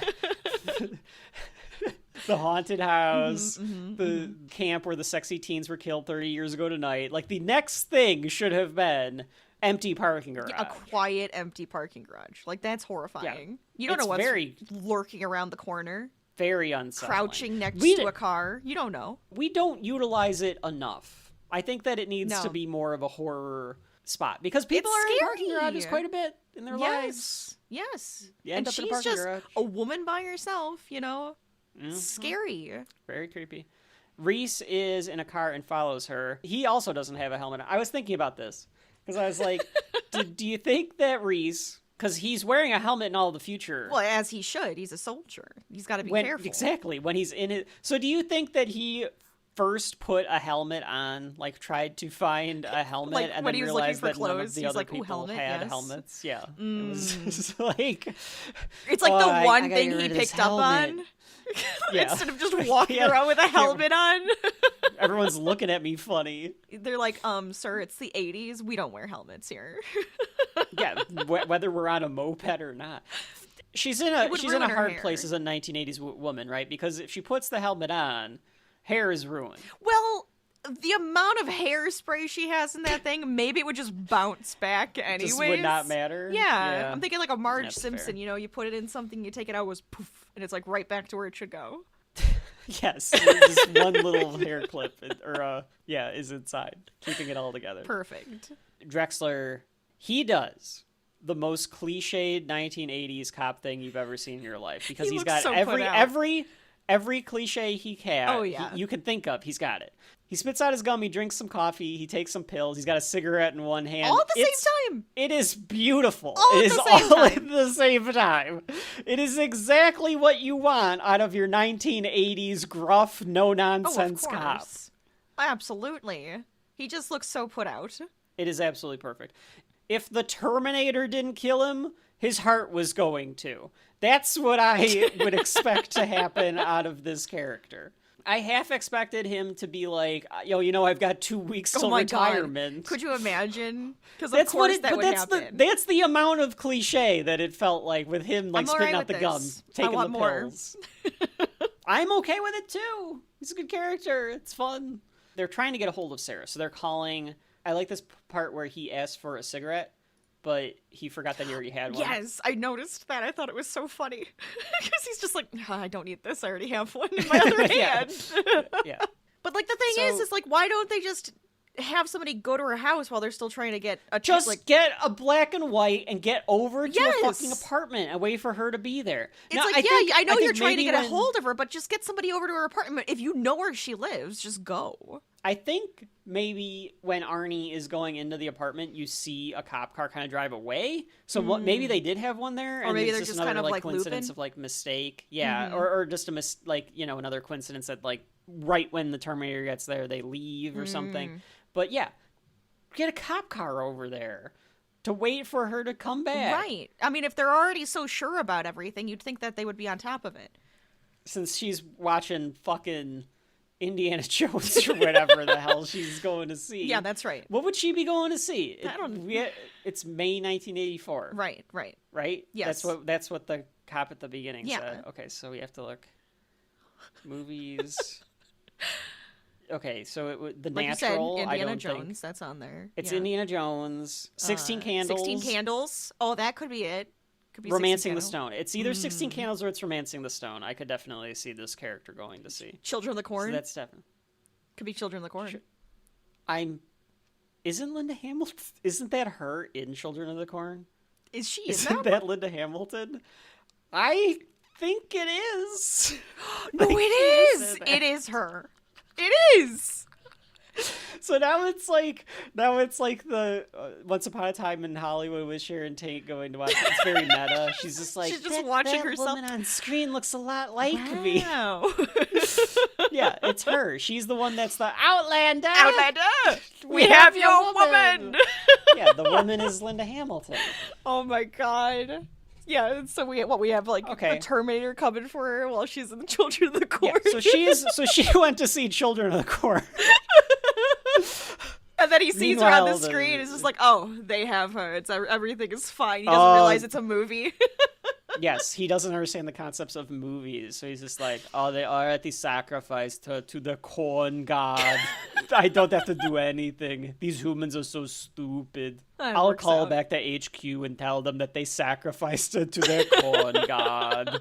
Then in the future, the Skynet and Cyberdyne's robots all worship corn. Oh, it's why the cows and corn. That's why the cows are there. It's cows and corn. That's why the cows are there. That's why Makes the cows sense. are there. Bringing it all together. I don't know if it does, but that's fine. We're trying. So they call her again, and it does this novelty 1980s thing, because she's like, hi. Ha ha ha, fooled you. You're talking to a machine. Because it's the Terminator, and they make those little references. Hi there. Ha ha ha, fooled you. You're talking to a machine. Ginger and Matt are banging to 80s music, so they don't hear it at all. But they're not going to stop. They're not going to stop fooling around for anything. Why would they stop for the phone? This answering machine message is very annoying because it is the way that... Oh, yeah, of course. Because you have people do novelties like that, and you're just like, oh, God. Well, because nowadays, with a cell phone... And granted, I have not updated my voicemail message in 20 years, which I'm pretty sure is just, you have reached Kevin, because I was young and trying to be funny and obnoxious. In fact, if it did, it probably just says, you have reached with my number, and it probably doesn't even say my name anymore. So Drexler is saying that he's going to go make a statement, because he thinks if he can make the press work for them to get her, Sarah, to call them or find them or whatever. Yeah. And I do like... How do I look? Like shit, boss. Your mama. I look that back and forth. It's so quick. Paul Winfield do. Sarah's having some... Sarah is at this bar or pizza parlor. She's got a whole pizza. You know what? By herself? That's right. Yeah. No. This is unacceptable. I mean, it is a lot of food. It's not even like a personal. No, it's a whole pie. It's not even just a slice. It's a whole pie. It is a whole pie. It's at least a 14-inch medium pizza. and I understand it. I've ordered a pizza for myself. Like, all right, I'm driving home. I'm going to pick up a pizza. Right. But, like, I'm going to eat that, over a couple of sittings or whatever. Right. But I don't, like, this is not just a slice of pizza. She's got a whole pizza in front of her. No, you'd expect, like, a little personal pan or, like, a calzone or something, but she's got a full pizza right there. Right. Here's my thought. Because it is a lot of food, so she probably is going to take it home, right? She's going to take it home because she knows they're banging at the house. She's like, I don't want to go home yet. I already finished my movie. They're banging. I'm getting a pizza. Yeah, what is she gonna do? Go back and hang out with Pugsley? Yeah, so she's just hanging out at this exactly. pizza parlor. And so she's like, I'm going to bring the pizza home, then we're all going to hang out together after they're done with their banging sesh. It makes sense. All right. It's probably why her That's roommate fair. gets so hungry later. That's you know what? That's fair. That's fair. Can you wrap this up, please? I thought you were crazy, lady. You ordered the jumbo pizza. I thought she was doing a contest. The story has hit the news that another Sarah Connor has been killed. I will always remember the way that she says, because they're like, yeah, put on the fucking Laker game or something. They're like ready to change the channel. And the way that she says it is like imprinted in my brain. Yeah. She goes, don't touch it. Oh, yeah, Just she's like that way that don't touch it. frantic. Like, the she's way frantic. she says it. Yeah. So she freaks out about the news and knows that something is weird now because she's smart. Another Sarah Connor has been murdered. So like you're saying, she's frantic about it. Right. And then absolutely all of paranoid. the people at the bar like start to look at her kind of funny and she's wondering if she should do something. Yes, all the guys are so creepy.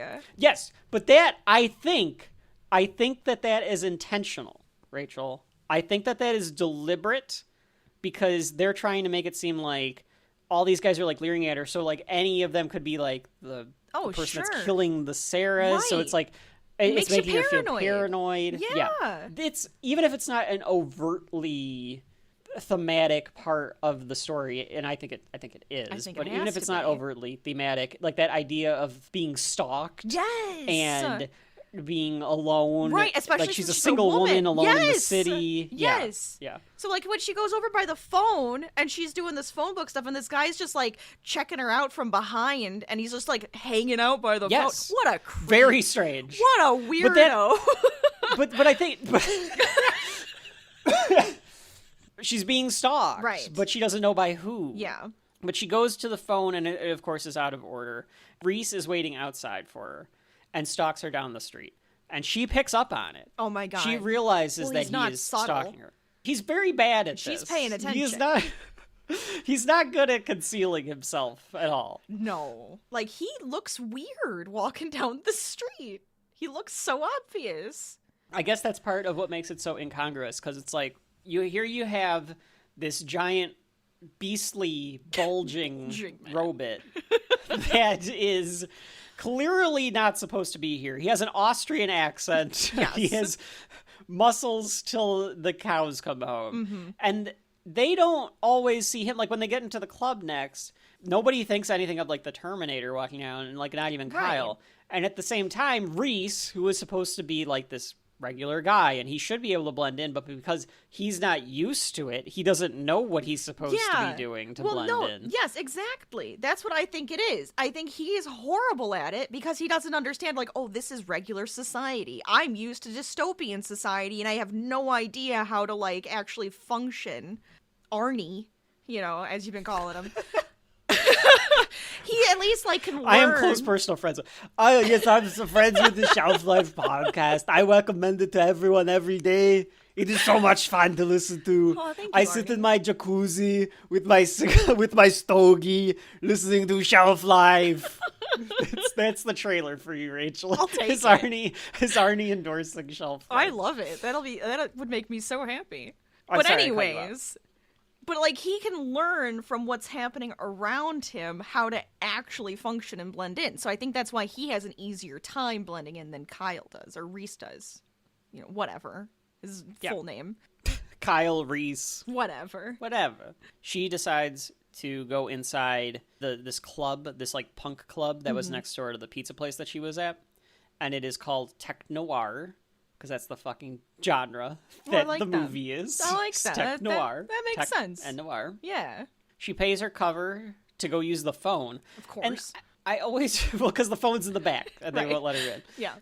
I always remember it being more crowded than it looks in this nightclub. Sure. Like, it is just a 1980s nightclub in my head. Like, the way that I always remember and, like, picture it whenever I think about the movie, I'm always picturing it as being more full, like, just crowded with people. So you're, like, and it's not trying to get it through people and everything. And it's not like that at all. It's definitely more like B-movie 80s, where it's, like, half full, like there's not a lot of people in here, right? Well, I mean, you have this giant cloud of smoke in there from all the smoking and then the lights and everything, so it's a little too bright, I think, for it to be it's easier supposed to be hide bright that. though, as the oh punk. Is it because it's like this punky club. Well, I just kind of figured then they could hide it better, you know, but I mean, you didn't really get it unless you're like paying attention. Exactly. So... And I think that's part of the, the magic of the movies, where if you're sucked into what's going on, your head almost does the work for the filmmaker, where it's like, I know what they're going for. Yeah. But this 1980s club has the dancing. There's a mountain of coke in there, I just assume, somewhere. Oh, it's got to be everywhere. It's probably in the bathroom. That's where I would guess. That's probably true. It's definitely there. She calls the cops from this ridiculously loud place because the phone booth is just right in the middle of like the dance floor. They're all just moving around her. There's so much movement happening. It's very odd where the phone is in this club, but regardless. And naturally all the lines are busy, so she can't, of course they are. She cannot get a hold of the police. Arnie finds her apartment and goes in. Matt is sleeping while Ginger is listening to music on her cassette player. Little rich girl over here. Their 1984 cassette player. That's probably why she always has it on, Rachel. She probably saved up a bunch of her money, bought this state-of-the-art cassette player. Use it all the time, then. That's right. She has to. She has to get her money's worth out of it. And then she goes, because I guess she gets hungry. Now, well, of course. I mean, you got to make yourself this giant sandwich, a big, tall glass of milk. We have to talk about this fucking sandwich. She's got this sandwich stacked to the sky. It's massive. Like, what is this? She was so hungry. This is not a midnight snack. No. Well, you get... What? I mean, after they were banging, she's got hungry. You work up an appetite. She's ready for some food, some snackage. Okay. I'm fine with the I can be okay with the sandwich. Maybe she's going to split it with Matt or something. Who knows? She's got a big glass of milk, Rachel. Of course. As you do in your 80s movies. I'm just going to say, I don't understand it. And I guess maybe it's because it's the 80s. This is disgusting. This is the grossest combination I can possibly imagine. But I feel like it happens all the time where there's just a sandwich and milk. Well, maybe it was an 80s, 90s thing because the U.S. used to be obsessed with milk. Oh my God. And the weirdest thing, like, I feel like I just saw a commercial for, like, milk. They were saying something about drinking your milk and it's good for your bones. And I was just like, huh? Like, I haven't seen one of those in years. Maybe they're trying to bring it back or something. Maybe like... we have, like, our egg shortage, so they're like, drink more milk instead. Oh, I almost did. Folks at home, promise you this. In my lifetime, I have never drank a giant glass of milk. You wouldn't just with do that? A sandwich. Now, just get a nice, tall glass of milk. I just need to know if this is a thing. Like, I'm not judging anyone. I just need to know if this is a thing. I know. Is this part of the cow? I do. The cow. Maybe. Our cow analogy. Maybe it is. You know people that have done this? Yeah, I do. Yeah, they like to have their milk. I don't know. It's one of those. It's just one of those things where you have a glass of milk with dinner. I've heard that too. I know. It's like it's like Christmas Story. I don't do it. I get it. I get that they were drinking milk in A Christmas Story with dinner because their water probably had fucking pollutants in it all over the place. But by the 80s, you can just have water. You do not need a glass of milk with your big sandwich. Of course. Anyway, Arnie sneaks in to the apartment from, like, the porch and then fights Matt. And Matt, I'll give some credit to Matt. He's this 80s douchey jock kind of guy. Yes. But he fights the Terminator off way more than he has any right to do. He does. Considering that you would think Arnie has a gun, but he keeps just tossing him into the wall. Yeah. For some reason. I guess he just can't reach for it in time because he's coming after him. I guess could Matt have been Reese? Like, could this actor have been Reese? I don't think so, because I think that makes it he's too built, and like Reese looks like he's more from the future. He looks more malnourished. No, that makes a lot of sense. No, that makes a lot more Matt. sense. Yeah, he You know wouldn't what I'm saying? have like the girth. That's why Arnie wouldn't have made any sense as Reese. Because where the Absolutely. fuck did this what the hell was massive he eating? Austrian man come from? He's not drinking his milk, you know? There's no way. They have Every all the morning cows. I drink a gallon of milk. Ginger doesn't hear any of this because she has the music on, so it's Right. that old movie cliche. I feel like that it's a cliche. It works. It but does. It can be an annoying cliche because it's like that never would happen. Like, how loud do you have the fucking music on? That's that you don't hear your true. boyfriend Well, being thrown into the wall. You're at least gonna feel it. Like there's no way you're not feeling that. Like the vibrations of him hitting the wall and stomping around in the bedroom. The hell do you think he's doing in there? Well, yeah. I don't know. And then he executes Ginger. He does the thing with the laser on the forehead, like he's been doing with the rest of these Sarah Connors. And then Rachel. Yes. He doesn't confirm that this is Sarah. No. He shoots her like 7 more times. Oh my god, He does yeah. the same 'Cause he's thing just where he just okay, like this shoot. This has to be Sarah. I've already killed the other 2 in the list. But then the phone rings. Oh my god. And I just think, and if you're paying attention, you like realize like, oh, if she wouldn't have called, Terminator would have just been like, okay, that was Sarah Connor. Yeah, That was all it the would have Sarah taken Connors in the so much phone more book. longer. I am done. Right. And I don't know what he would have done. I just went and sat in a hallway somewhere or in the alleyway, just like, I will wait until Skynet is formed, and then I will rejoin the military. Probably. I mean, I would imagine. Because what else is he gonna do? I mean, it would at least give her more time to like do something, get away, get to the police, right? Eventually, he would probably figure out that Sarah was not dead. But maybe the cops get her into protective custody. It becomes Right. way harder for the Terminator to find her. I would is probably what Think. happens. Yeah. Because she even says like, this is Sarah and something's weird's going on, Right. all of this stuff. So that And triggers I'm over Arnie to be here. like, I'm at yeah. this club. Yeah, I think Tech Noir. yeah, she even says that I'm at Yeah. Tech Noir. Yeah. And I'm like, oh my god, of course you did. Of course you told the bad guy. That is my favorite club. I go there every weekend since I've been brought back into the past. In the future, we saved one nightclub And it called was Tech Tech Noir for all Noir of because us they machines. loved tech. Tech was perfect.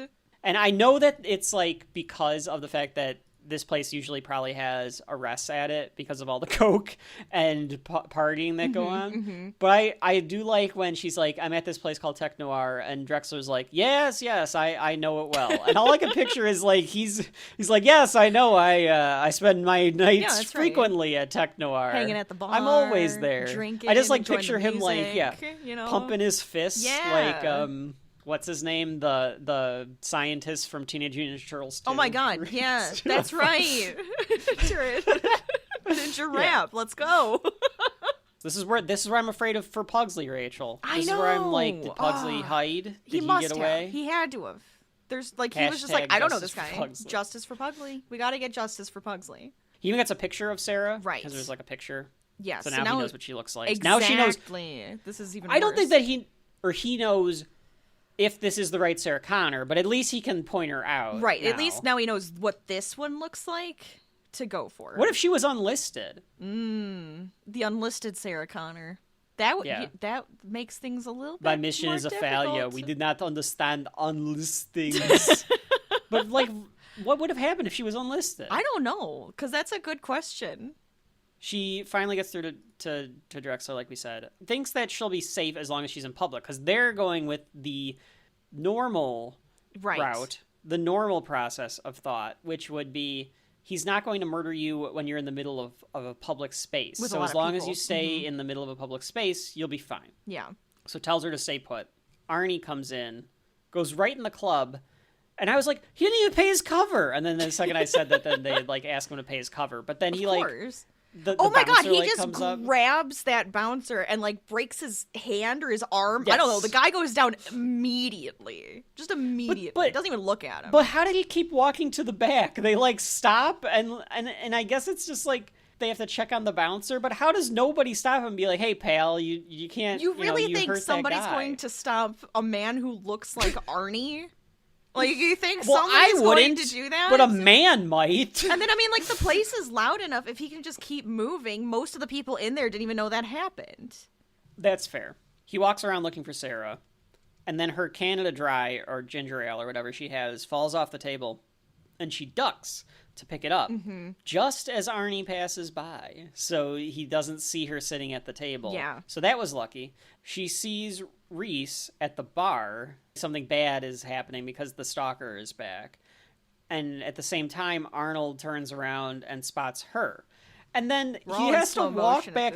It's all like slow motion as he walks back, and he has to walk back through these like terrible extras. They're they're having such a good time. All right, you can't see it, but Rachel and I are dancing in slow motion. Yeah. It would have been funny if Arnie's like, "Oh, I have to dance to these people to get so that through I them, can so keep." And then he's just staring you down, and his head's not moving, but he's getting the dance moves going. Yes. Initiate protocol. Shoulder roll. Oh no, the tempo is too fast. I need to speed up. Protocol, shoulder roll. Get those hips moving. You know, he's like telling himself, he's just like, I gotta loosen up my protocol a little bit. I just wish that the Terminator would have had to dance his way back through. One of the humans is offering me something called speed. Initiate historical documents for something called speed. He walks up to her table, and then Reese whips out the shotgun that he had. Because I guess Sarah is just like, oh shit, because she doesn't like move. No, or it I is think in it's slow like motion. deer in headlights situation as well. Yeah, and the place just freaks out. People start running, as like, you'd expect, crazy. Of course.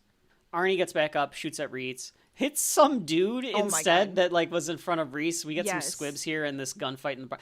Squibs, we need more squibs. They do a good job. You know, they're give great. Some blood. They're great. It gives they look moments. ridiculous. It's definitely not like something that would actually happen if you were to be shot, but it looks fun. It's way more like action filled. And I want more blood in general in movies. I don't understand why you can't have blood in a fucking movie. Right. But you need to bring back squibs. Get rid of this CGI gun wound crap. Squibs. Squibs. That's another Shelf Life shirt, Rachel. It could just be a bunch of squibs. Oh, like where it looks like you were shot with the squibs, and it just says squibbed. Yeah. You've been squibbed. Yeah, yeah, squibs. It just says squibs, and it's just a bunch of the holes. I like it. She tries to run out. Sarah does, but he shoots some lady. More squibs. This lady gets got. This lady really does because she's like stuck under her too. Hammered. Yes.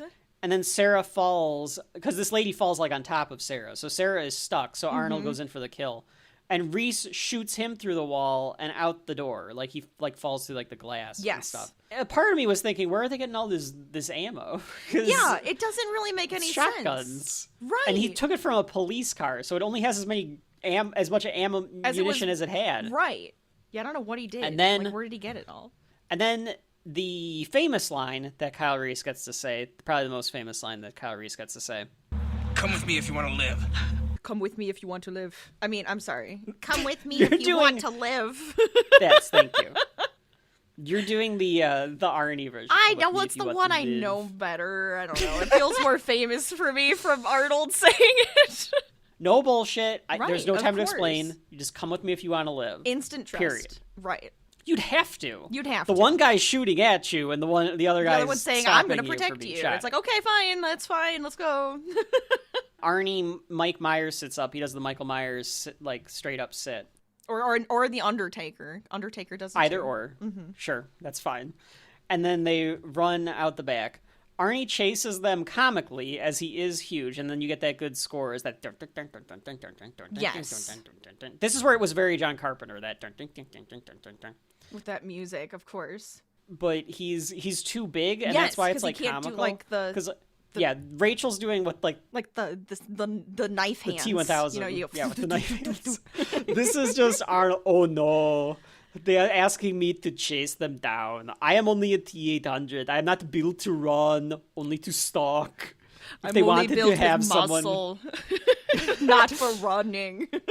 If they wanted someone to run, they should have brought the lean version. I am not equipped to chase anyone down. Then we get the Terminator vision, which is all this, like, red scanning everywhere. Oh my God, it's awful. And I'm just like, how the fuck can he tell It's so who bad. Sarah Connor is? It's all in red. You get, like, outlines of people. He could be walking up to anybody being like, are you Sarah Connor? Maybe he Are was. you Sarah Connor? Maybe he was. Yeah, maybe that's what we didn't see. I cannot tell who is Sarah Connor. Is this Sarah Connor? No, this is a man with a mullet. I will probably shoot them anyway, just to be sure. Just to make sure, you know, you gotta be sure about these things. He blows up a car. Reese does, because like Arnie tries to get into a car, he blows it up. Mm-hmm. Arnie, and I love this one. He leaps over the car. Oh my God, it's ridiculous. While on fire, Yes. mind you, and punches through the windshield to grab Sarah. They make it to the street, and Arnold rolls off, and as the cops arrive, because there was a mass shooting, so Right. like now they're Arnold is damaged though. Yes. And I have to describe this right. The first haircut that Arnold has, if we're like talking about like the way that he looks, he's got the timeless swoop, that like parted hair look. Right. He gets set on fire. Yeah, it's like singed and now now. he's singed is the way. Like he has the signature flat top buzz cut with a bit of a mullet in the back going on, but it looks a lot more like the Terminator hair. And I couldn't put my finger on it, but there is, I think. And I wanted your opinion on this, Rachel. There is something wrong with his face. Oh my God, But no. I'm not sure. His eyebrows are gone. They were burned off. Okay. That makes sense. It was because so I kept, unnerving. Yes, it is quite unsettling, this visage of Arnold Schwarzenegger without eyebrows. Yeah. Okay, that makes sense. Because I thought like his face was like melting or something. I thought the same thing. Something was weird, and then I saw him driving a little later, and I was just like, "Oh my God, he has no eyebrows." It's just so that weird. Makes sense. That makes sense because it looks like I just kept looking at it like he looks plastic Right. or rubber, and I can't tell why, but that makes sense. Yeah. Oh no, I do not have eyebrows. How am I going to blend in? Everyone is going to think that I am sick. Gonna have to go get them done. You know, just draw them in. It'll be fine. I will go to the salon and I will ask for my eyebrows to be done. This is going to waste so much time when I could be terminating. A car chase ensues. Most of this movie at this point is just a chase. Yeah, 'cause at this point it is all just a chase. Yes, absolutely. Yeah. The whole rest of this is him just like chasing him down. The cop actually stopped because he thought they hit him and it was a hit and run accident. And then, so he's like calling it in that it was a hit and run. But then Arnie gets up and starts moving towards him. And instead of asking, like, oh, are you okay, man? Like, maybe you should stay, like, lay down. Oh, yeah, that's what he you like, thought was freaks gonna out. And it's just like, oh my God, stay back, get Well, away. those- Like, oh. And then I'm those- like, what? It's like sharp edged weapons? Like, he's freaking out. that Those he's LA coming near cops him. are yes, the sharp. Now I want there to be those LA cops were taught to shoot first, ask questions later. Now I want there to be another a sharp edge weapons deleted scene or an extra scene where like one of them is just the T-1000. Oh my God. What would you do in this scenario? It's just Neil Patrick. Not Neil Patrick. What is his name? Robert Patrick. Where Robert Patrick is just Well, running he has the down knife with hands. the Oh knives. God, I don't even know what you would do in that situation. He steals the cop car, and we learn Yes. that he can mimic voices because he calls in to Right, the because the cop station stops as because the cop. they hit. Well, he thinks that they did like a hit and run. So of course now this cop's like here, trying to help Okay. Arnie, and then Arnie comes up to him and he's just like, "No, get back, stay away!" And then Arnie just like shoves him out of the way and I'm like, Yeah, I he thought just he was gonna shoves say, him. "Are you okay?" But he didn't. The rest of this really is just like a chase. Really, the whole movie with intermittent scenes of people giving expository dialogue, Right. and outside of that, it's like just a big chase scene. Yes. She is understandably freaking out about all of this, and Reese is like, "Do exactly as I say. Right. When I say it, how I say it. Don't move unless I say." Oh my like God. so. Yeah, and then you're she- mad at her because she doesn't say anything, and it's like, well, you just were screaming at me, and then I wasn't supposed to say anything. Yeah, well, this she guy thinks would drive me she crazy. thinks he's dangerous. Well, of like course she she's does. because she's like, "Please don't hurt me" or whatever. Yeah. Well, what do you expect? You don't know Rachel- if this guy's actually going to kill you or not. Like, I would think the same thing. I'd freak out. No, Rachel would be going, "Fuck you, asshole," and she would not. She would be telling this guy off. Oh, well, yeah, I mean, look, he's expecting her to, though, right? Because he thinks that she's this legend. He's probably going to expect her to fight back. That's fair. That's true. Yeah. The car chase is pretty harrowing, though, as they, like, go through. He tells her his dog tag number. Mm-hmm. You've been targeted for termination. Okay. You're just, like, a meek person. Yeah. 2 people with your same name or similar have died. And now you've been shot at, and now this guy is telling you that I'm from the future army and I'm here to protect you.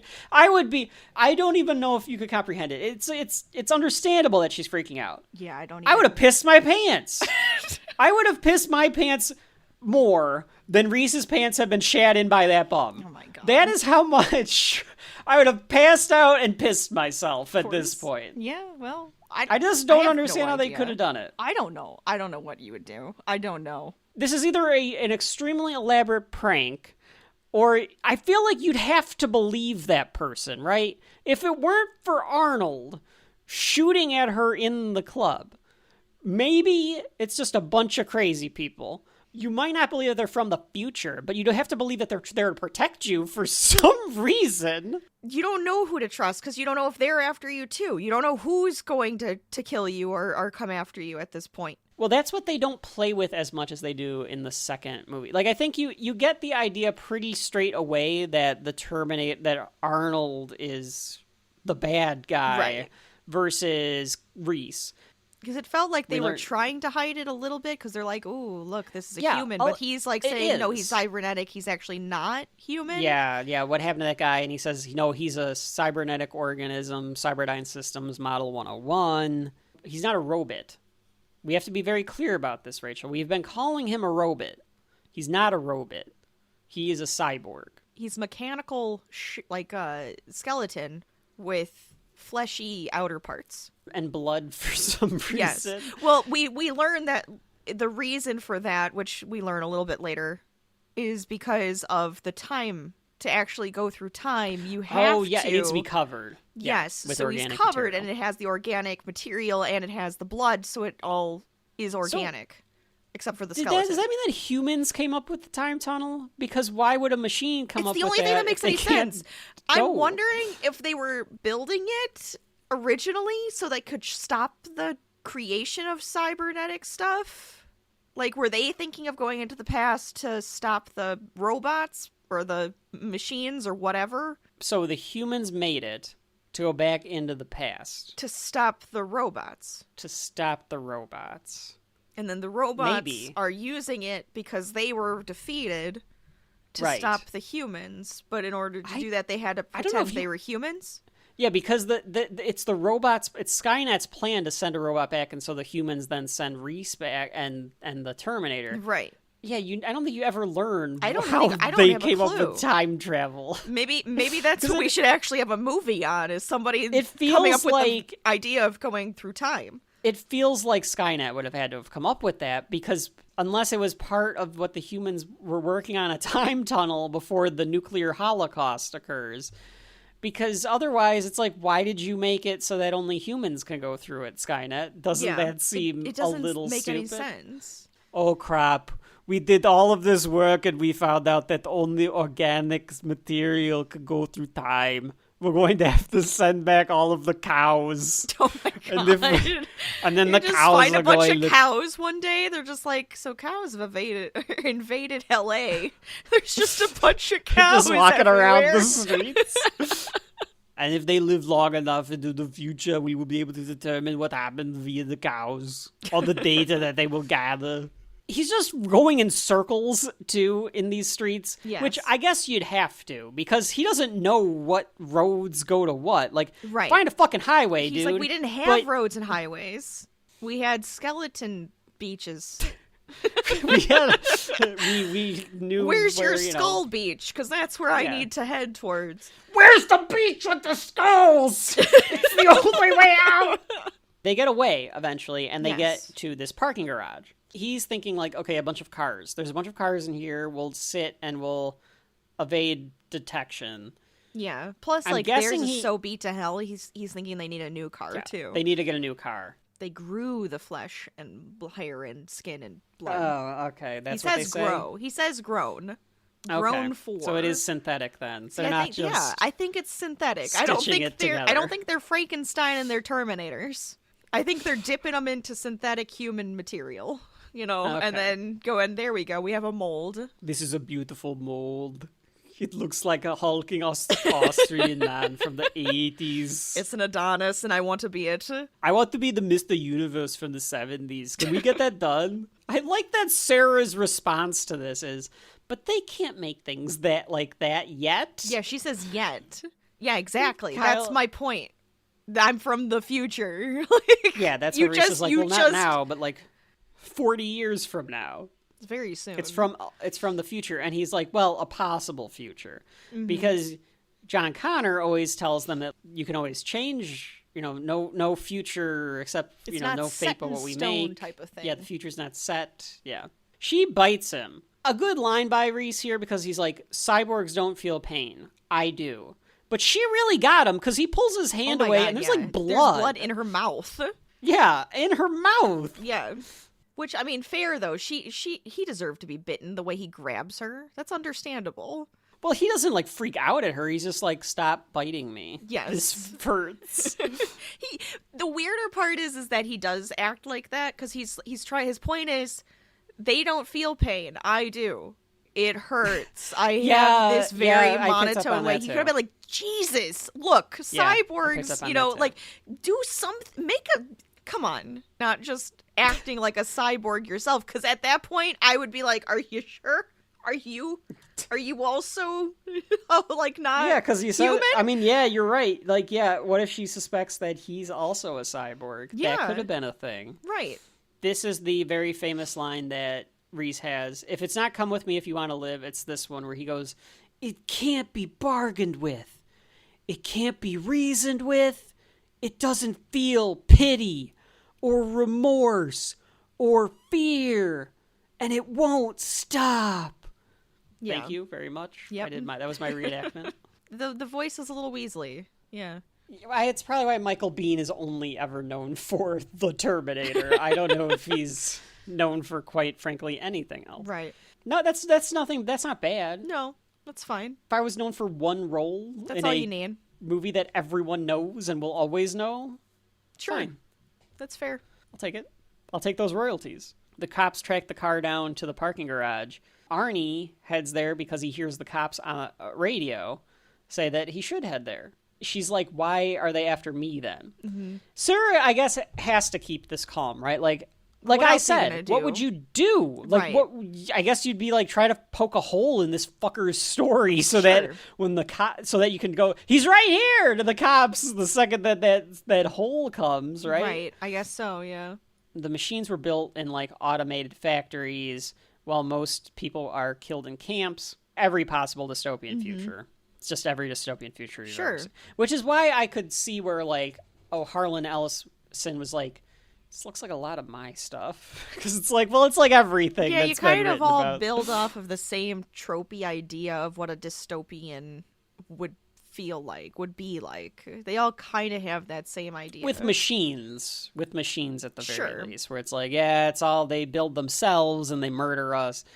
Some were kept alive to work loading the bodies, is what he labor says. camps, as pretty well. much. Yeah. That's my only hope, is that I get a nice, cushy job loading the bodies. They're like, you are so good at this. We're saving you for last. You're going to be the last It's like, one oh, that gets... goody, thank you. Oh, goody. Why would you wouldn't want to live in this fucking timeline? Like, what are you No. doing? Why are you trying to survive? You're trying This to is survive pointless. because it's a human condition to try to survive. I understand and that. You're I'm trying sure to I would, stop but them so that, like, the future. let's say you destroy Skynet. Let's say you accomplish your goal. Now you have to fix the world. What the fuck are you going to do I now? mean, you just gotta clean it up. You gotta do some cleaning. You need to get some vacuums. That's right. No vacuums. No, only no, no. brooms. Brooms only. We are Brooms going to only. a very simplistic time. No machines. No machines. There was one man who taught them to fight and destroy the camps He brought it back because they were like almost on the brink, and that man's name was John Connor, her son. Mm-hmm. It's a Mary parable. It's like a Virgin Mary parable. I guess it is, yeah, because he is like the savior who came and helped them. Yeah, and she's the mother, and she's a legend as well, and she was chosen and all this. Yeah, stuff. I guess I never really thought of it that way. I mean, it's not that explicit. No, but I could see it. You could write that term paper on that. Oh, absolutely. They're dueling shotguns, shooting back and forth.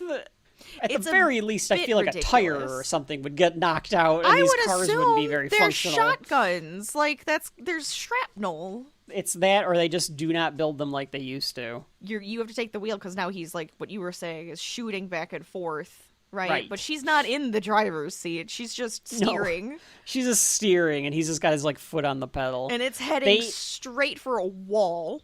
So she was able to like put on like the brake. It was like the hand. She does. She puts the handbrake right? on, or the parking brake. Yeah, and Arnold doesn't, and he flies runs into the wall. This chase gets a little long because they like get out of there. The chase continues, but the suspense is pretty good throughout it. Sure. The brake gets stuck, and they aren't able to get away. So the Reese cops was going to blow away all of these cops. He was, I guess so, and like. Or he was going to try, Kyle, and it's like, you're an idiot. Yeah, and it's like, Kyle, what do you think is going to happen? They're going to shoot her. Like, they're going to end up doing the job for the Terminator. Right. It's a very strange reaction, but I guess it's like an instinct. I guess because they're a threat, and he's just used to, if there's a threat, I have to... Then it's got to be a machine. I have to take care of it, yeah. Yeah. He doesn't realize they're humans. Like, yeah. they're not trying to kill you. She tells him not to do it. Good advice. And they arrest Reese. Mm-hmm. But the Terminator has disappeared. He somehow rolled away or something. I don't know, because how are you missing that man coming out of a cop car? Ridiculous. Lieutenant Drexler comes in and talks to Sarah at the police station. She's understandably panicked. And she learns that Matt and Ginger are dead. Yes. So she is upset. And she looks like she's in shock because she's just like distressed as can be. Yes, she's distressed. And I wrote, but what about Pugsley? Yes! Justice for Pugsley. Okay. I like pictured in my head, I was like, yeah, the cops showed up. But and Pugsley, the cops is showed Pugsley up, okay? And your iguana was trying to eat Matt whole. It's just hissing. He had dislodged his jaw and was like, oh. God. Dr. Silverman. Oh my God. This man. You don't like this character, Rachel? He yawned. She is distraught. He's supposed to be a psychologist. Yeah, he's a very bad just doesn't give psychologist. A shit. He just doesn't care. The psychologist is played by Earl Bowen, who comes back in Terminator 2. Mm-hmm. I like this character. He's very flippant. Oh, yeah. He's bad at his job. He's a terrible psychologist. Yes. Arnie is in a flop house. He sneaks into a flop house. His eye is damaged, as are a couple fingers and his arm. Mm-hmm. The Stan Winston effects take full hold, and they show them off like crazy in the scene. He takes a scalpel off. He's rips digging the arm into off his arm, his hand, like his wrist area, his arm. To like fix the fingers, yeah. Right. He's fixing it. The sound effects make it, you don't see most of it until it's open. Because like he peels. He starts to he cut takes it. the scalpel. Yeah. Yeah. And then it's just sound effects with that do-do-do, do-do-do. And then the next thing you see is like this peeled open arm. And you see all the metal That looks pretty moving. good though. I thought that. Yeah, well, you can see all the metal moving. You can see all the components because, like, when he moves his fingers, you can see the metal moving where it would move inside of the arm. They interrogate Reese. Silberman thinks he's crazy, of course. Yes, immediately. Does not take too long. He tells them all of the craziness. This dude should have been prepped a bit by John Connor. Like, hey, I gotta tell you, when you go back to 1984... Don't just start telling everybody you're from the future. That's not gonna work. He should have some stupid backstory. Yes. He needs to just have some stupid story to be able to tell these people. Right. And to like, oh yeah, like so-and-so is after her because of something and I'm trying to stop it, blah, blah, blah. You know, it's a part of a gang operation. I don't know. Something ridiculous that would make more sense to the police. They don't care about your ramblings about it being, you're being from the future and he's a cybernetic robot. Yeah, even if it's like he's a billionaire that's tracking down all the Sarah. Somebody made a bet with him that he could murder all the Sarah Connor. Right. I don't know. It's Yeah. like surviving the game or something. But just this, I'm from the future and all this stuff. Not the best thing to say. No, folks at home, if you're ever being interrogated by the police, well, actually, it'd be kind of be an interesting way to go about it if you were like, but I'm from the future. I needed to do that. Yeah, that had to happen, or the entire human race was going to be wiped out. I had to steal that cookie. I was going to say, you get pulled over by the cops, and then you it's like Newman, and you're on the stand, and you're like, now, Ms. Rachel, you explained to the police that you were speeding because you're, quote, from the future, and if you don't get to the store in time, the entire planet will die. Is that correct? That is correct. Yes, I am from the future. Thank you. I would like to reiterate, I am from the future. I know what's going to happen. I saved you. You're welcome. And Officer Johnson over there almost ruined the whole damn thing. That's right. That's right. The two cops that we've been following are watching the interrogation, and Hal... We learned that the humans had won the war, and at that point, taking out John Connor wouldn't matter. They had to wipe out his very existence. Yes. So that no one can lead the humans. They pinpointed that he was actually the catalyst that did it. And they're like, yep, you're the one that we have to take out. The Terminator went through, and then they went through, and then they blew the entire place up so that nothing else could go through. Right. This is it. He can't get home. It's just him and it. Yep. Once you're done with this mission, pretty good for Kyle Reese. It is. He's actually going to have like a nicer he like gets to have timeline. a nice little life. Yes. He's got a nicer part of the timeline to live in. Yeah, he's he good gets to go. live in the 80s and 90s. He gets to eat McDonald's. Yeah. Try new Coke. Watch movies. Oreos. Watch movies. He gets to watch all of the Terminator movies. All of them. Not to mention Ghostbusters, Back to the Future. He can talk about how wrong it is. He's just like, that's not how it works, but okay. That is not how that works. That car wouldn't Can be you able to go imagine? through the future, you know. That makes no sense. You're gonna be You can't get a naked. car. Everyone, he just stands up in the theater going, "This is bullshit. Everyone should be naked." Sir, calm down. Arnie is washing the eye spot away because it's damaged. Oh, it's so and then he gross. cuts it open. Yes. So, two things about this. It doesn't hold up well. No. Like, you can tell it's a fake head. Yes.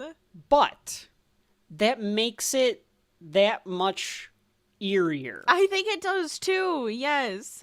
There's something about the model and the stop motion movement of it that is creepier than if it was something that held up. I think that horror and sci-fi and stuff like this, like I understand like the CGI-ness of it or making it look really good and realistic, but sometimes that creakiness the makes weird it eeriness of it. so much like squeamier that it works better. His head here, though, looks like Michael Myers' mask. It just looks like his mask. It looks like rubber. Yeah. It's very rubbery. Mm-hmm. It's very rubbery. It's what the old model Terminators would have looked like, I think, to the humans. I think so. That's actually a good way to say it, because it just looks like rubber.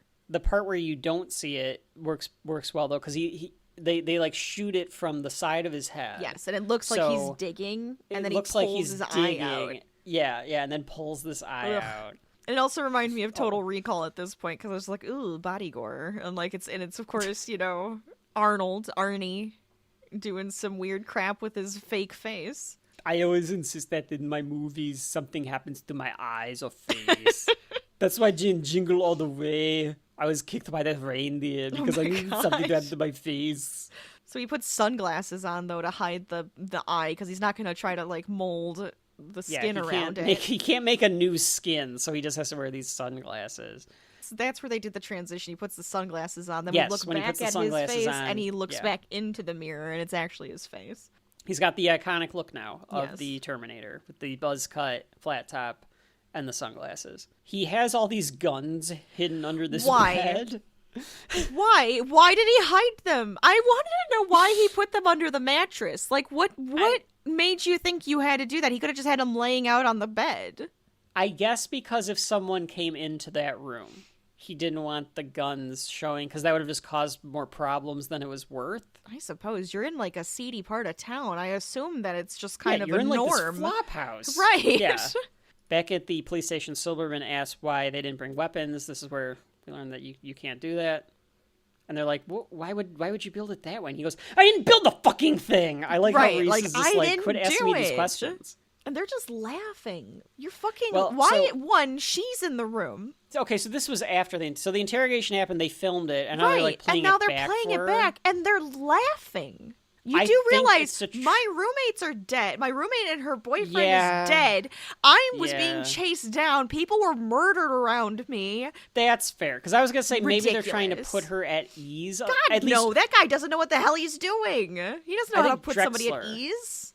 I think Drexler would be trying to put her at ease. Yeah, he's the only one. He's the only one not laughing, though, either. True. The arc that happens in the deleted scenes for Drexler, I kind of wish that they would have kept one of these scenes in. Okay. He goes from thinking he's a lunatic, Reese is, to in the deleted scene that I'll talk about when we get to it, he believes him. It seems like he's already kind of, like, leaning towards that. Yeah. So I could see it would be kind of nice to see a little bit more. Just a little bit more. Mm-hmm. Allegedly, in the novelization, there is a scene where you're getting it from Paul Winfield's character's perspective, from Drexler's perspective. He's right about all the military stuff that they're asking about, but like it's all like kind of futuristic. There's something strange about that, and he couldn't have been a Vietnam vet because he's too young. Sure. Which I guess Reese and Sarah are supposed to be like 20. Yeah, I looked it up. I think like she's supposed 30. to be 19 in this. Okay, yeah. She's like, they're both 19. 30-year-old actors, and they look 30, they feel 30.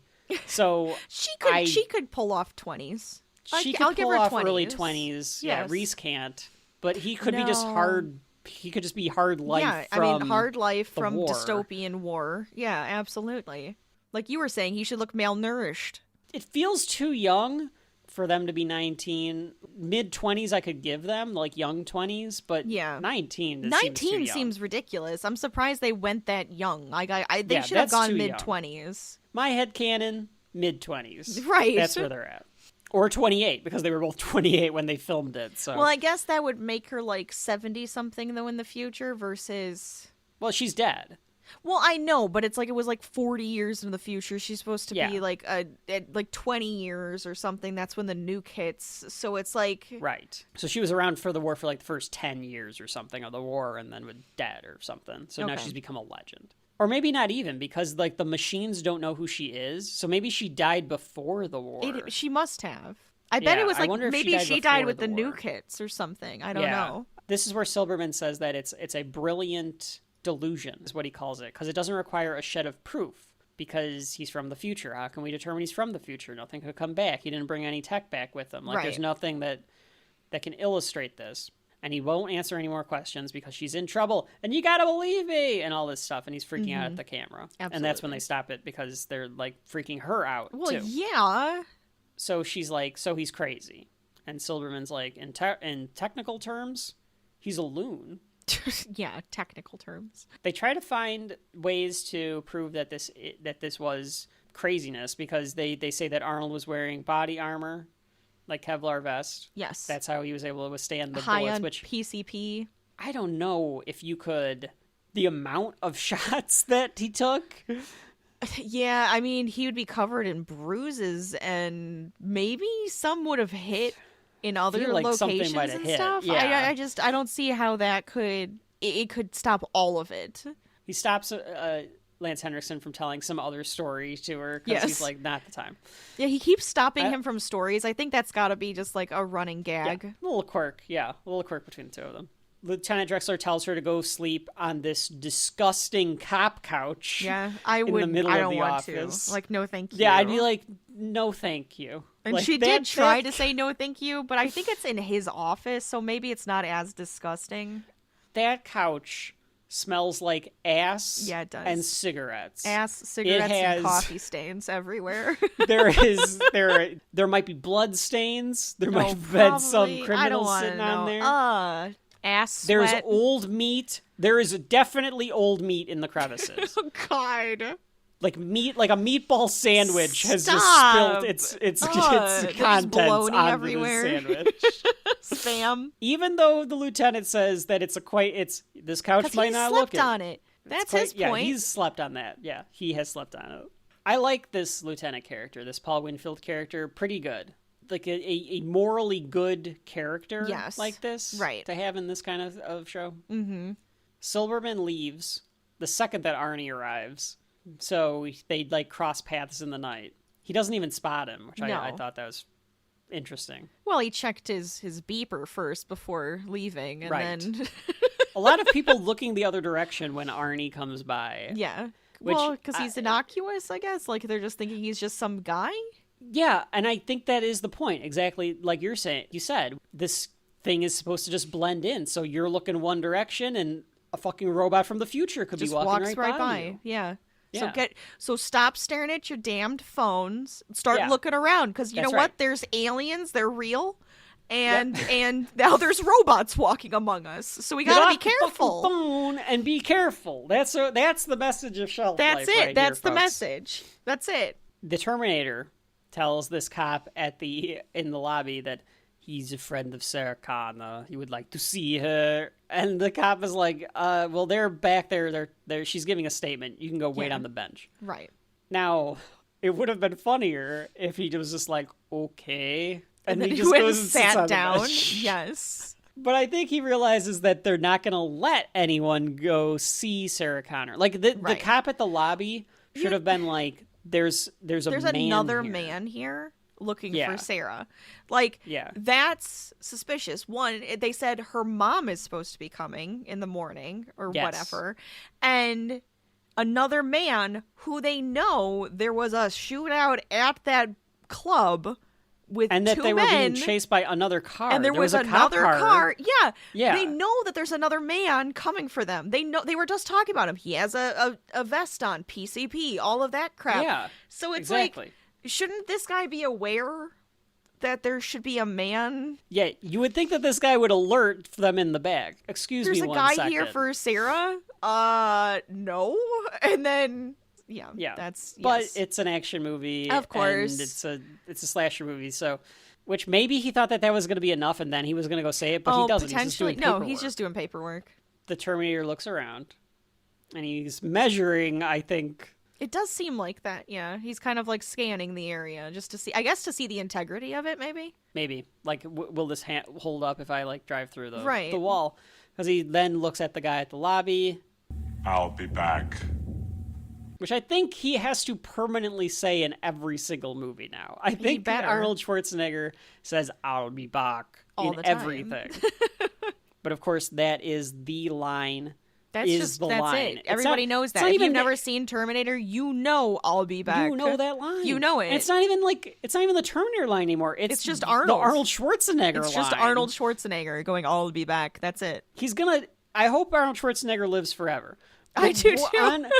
when he dies, there's gonna be a film of him being like, "Don't worry, everyone." He's gonna have a fucking cigar in his hand and in his jacuzzi, going, "Don't worry, I'll be back." Oh, like He's going to have a video will, and that's what he's going to say. yes, It's going to be on his 1,000%. headstone. I'll be back. I guarantee you, his headstone will say, "I'll be back," I or love he that. will say it in his will. That sounds Guaranteed. amazing. And then it's going to be like If a not, you hologram need of Arnold to, Schwarzenegger. You need to, Arnie. That is what you need to do. He leaves. There's a beat of just the guy doing paperwork. Yes. And then the car barrels through the entrance of this police precinct, pins the lobby cop against the wall. Yep. And then he goes on a massive murder spree. Just like Michael Myers through the police station. Murders. Yeah. Just Yeah. murders everyone. Yeah. This is famous This is for way just more being action, though. Oh, yeah. Michael Myers, It's just but still. It's just a massacre. Yes. You could just start counting down the cops. We know that there's 30, and then the We know front there are guy's 30. dead, so there's 29. You get And then- you get Terminator vision, and it's like a video game where it's like going Yes. down the list. Exactly. I counted 30 organisms inside, plus 2. Drexler goes into the office where she was sleeping and tells her to stay in that room. I assume locking her in as well, and then Yes. we actually find out he does lock her in, Yes. so he locks that room. I kind of wonder if he would have put her in a more secluded area, because there's like too many doors in this There particular were so many office. doors, yes. Not a corner, but like put her in a room that like wouldn't make any sense for anyone to be in. Right. A fucking closet or something, Yes. and lock the door. Because right now you don't believe that he is a cyborg. So if he's just a human, he can't scan Right. for human life, right? So yeah, just put her somewhere it doesn't Nor make can any he sense. take out 30 cops. Yeah, exactly. So it'll be fine. Everything will be fine. He blasts more away. Does a good job of twisting and moving with these deliberate jerks. Yes. Arnold Schwarzenegger does. Like he's scanning and shooting and like watching for Yes. everybody. He takes out the power. Yeah, So because now he even like everything is walks just- by a room and like scans it and then keeps walking. Makes everything so now it's in the dark again, because most of this movie is in the dark. Compared to T2, which has a lot of color to it, this one is like Yeah, dark. that's true. This one is a lot grittier, darker. T2's like this movie on steroids with a budget and stuff. This Yes, is like flat. that's fair. Lance Henriksen Ed. tells some other cop tells him to watch Reese, and he of course gets the jump on this other cop. He finds the keys to the handcuffs, like immediately. and then Lance Henriksen and Paul Winfield get the shotguns to combat the Terminator. I do like. Did you notice this, Rachel? Arnie takes one right between the eyes. Like a cop Oh, really? shoots his head. Oh, Yeah, that's 'cause why he bounces back. I thought it was a shoulder goes- shot, but you're right. It was the head. It's with the head. So like Yeah. a guy got him exactly where he needed to. Like fuck the Kevlar, fuck everything else. I'm shooting this guy point blank. Yeah, he between needs the to eyes. die. We're shoot to kill at this point. Nothing, of course, happens. What is the explanation here? How do they think that they have to think that like Reese and the Terminator were doing this together? Like that's the only way that they I could guess possibly have so? killed all of these people. Like how in the fuck Oh, you mean do they like think after that they got the fact? Like after Yeah. all of this happens? I have no idea. How I do guess they they're not just think like, that holy something cow, they were able to supernatural do this. occurred? They might have thought maybe there's more than one person. They must have, because everybody's dead. There's nobody that could have like said, "Oh, the Terminator walked through and killed everybody." Like it's literally just everybody's dead at the precinct. The only thing that I can think of is that they definitely know that Arnold did it, because in Terminator 2, they're like, this man was spotted earlier today, and they show Sarah Connor a picture of Arnold, Right. and they're like, the last time we saw him was in 1984, he murdered 30 cops or whatever they say. So they know he did it. Yeah, they know. I guess maybe somebody else called like for backup from like anybody who was out. They let them I'm know what's going guessing, on. They took like, you'd went have on the to. radio. It's the only thing I can think. Maybe it is just a big conspiracy to hide it all, because we'll get Oh, into sure. the ending a little bit. Yeah, okay. I mean, at this point, just you see him killing everyone. Well, You they're see cops. him They're getting gonna try shot. to stop them. Like, I don't know if it's at this point. It's just like, all right, I'm just gonna not shoot at this Well, hulking what else are you brute. supposed to do? You're gonna try to protect yourself and everybody else around you. They're your team, and then I you're guess supposed it's to like take them in down. Sting, That's it's what like you have to stop yeah, this thing. exactly. Drexler and Ed both get blown away. Aw, I know, very sad. it is kind of sad. There's a figure in front of the door that Sarah's by. Figure punches through the door and opens it. You can tell it's Reese, though, because he has a shirt wrapped around his hand when he Right, punches to through protect the door. it. Yes, he's not just punching with a fist. He shouts for Sarah! Sarah! Because it's a James please. Cameron movie. Please scream And- that when, the Terminator is here trying to find her too. Bad idea. Horrible. Bad idea. But it is a James Cameron movie, so the protagonists have to shout each other's names ad nauseum. That's fine. That's That's a requirement. yeah, that's true. Go look at it. Go look No, at it, folks. I believe you. Every movie. I believe you. Every movie, people are shouting protagonists' names. I want you to remember their name. These are my characters. I think he does. I think that's so the trick. too. You know the names of the characters in every James Cameron movie. Even though the actors are very famous, you can name the characters. Right. The score goes nuts. I like this part a lot too. Mm-hmm. In the behind the scenes with the composer, with Fidel, he said that this is where he swelled the score to have the theme. Da-da-da-dun-dun-dun was supposed to hit as they left the police station. And James Cameron was like, no. I told him, like, I was doing that because, like, they're a team now. They're working together, and it's triumphant. They got out of there.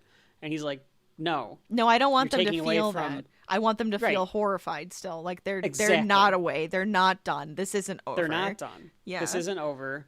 I wanted them to feel the horror that Yeah. just occurred. Right. And if you make it triumphant, you take away from all of that horror. Arnold keeps searching, but they got the fuck out of there, and he shoots at them as they run, but it is too late. Like, it makes you take a breath. It does have this is a breath moment. That's absolutely true. Because we had a fade to black. Love a fade to black.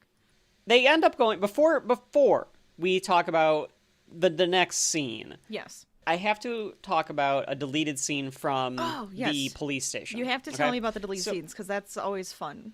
I prefer Okay, this. so Lieutenant Drexler, when they're leaving, they find Drexler, like, dying on the Oh. ground.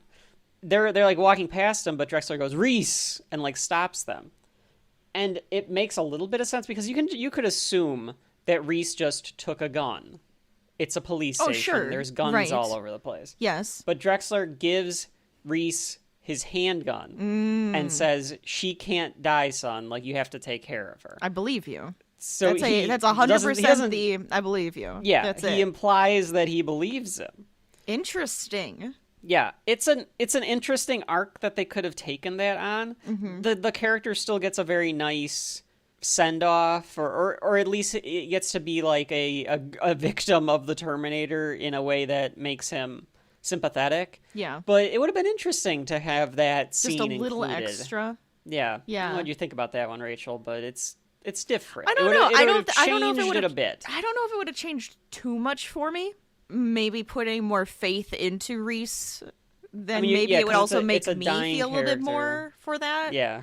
Hard to Yeah, say. it's not like it's a character that's going to be a part of the plot. So Yeah. it's not like he can help. But I guess it would have been like, I'm giving you my gun because I think that you have to do this. Like, clearly being ransacked and massacred by a hulking Austrian man turned this man into a believer. Yes, obviously. Yes.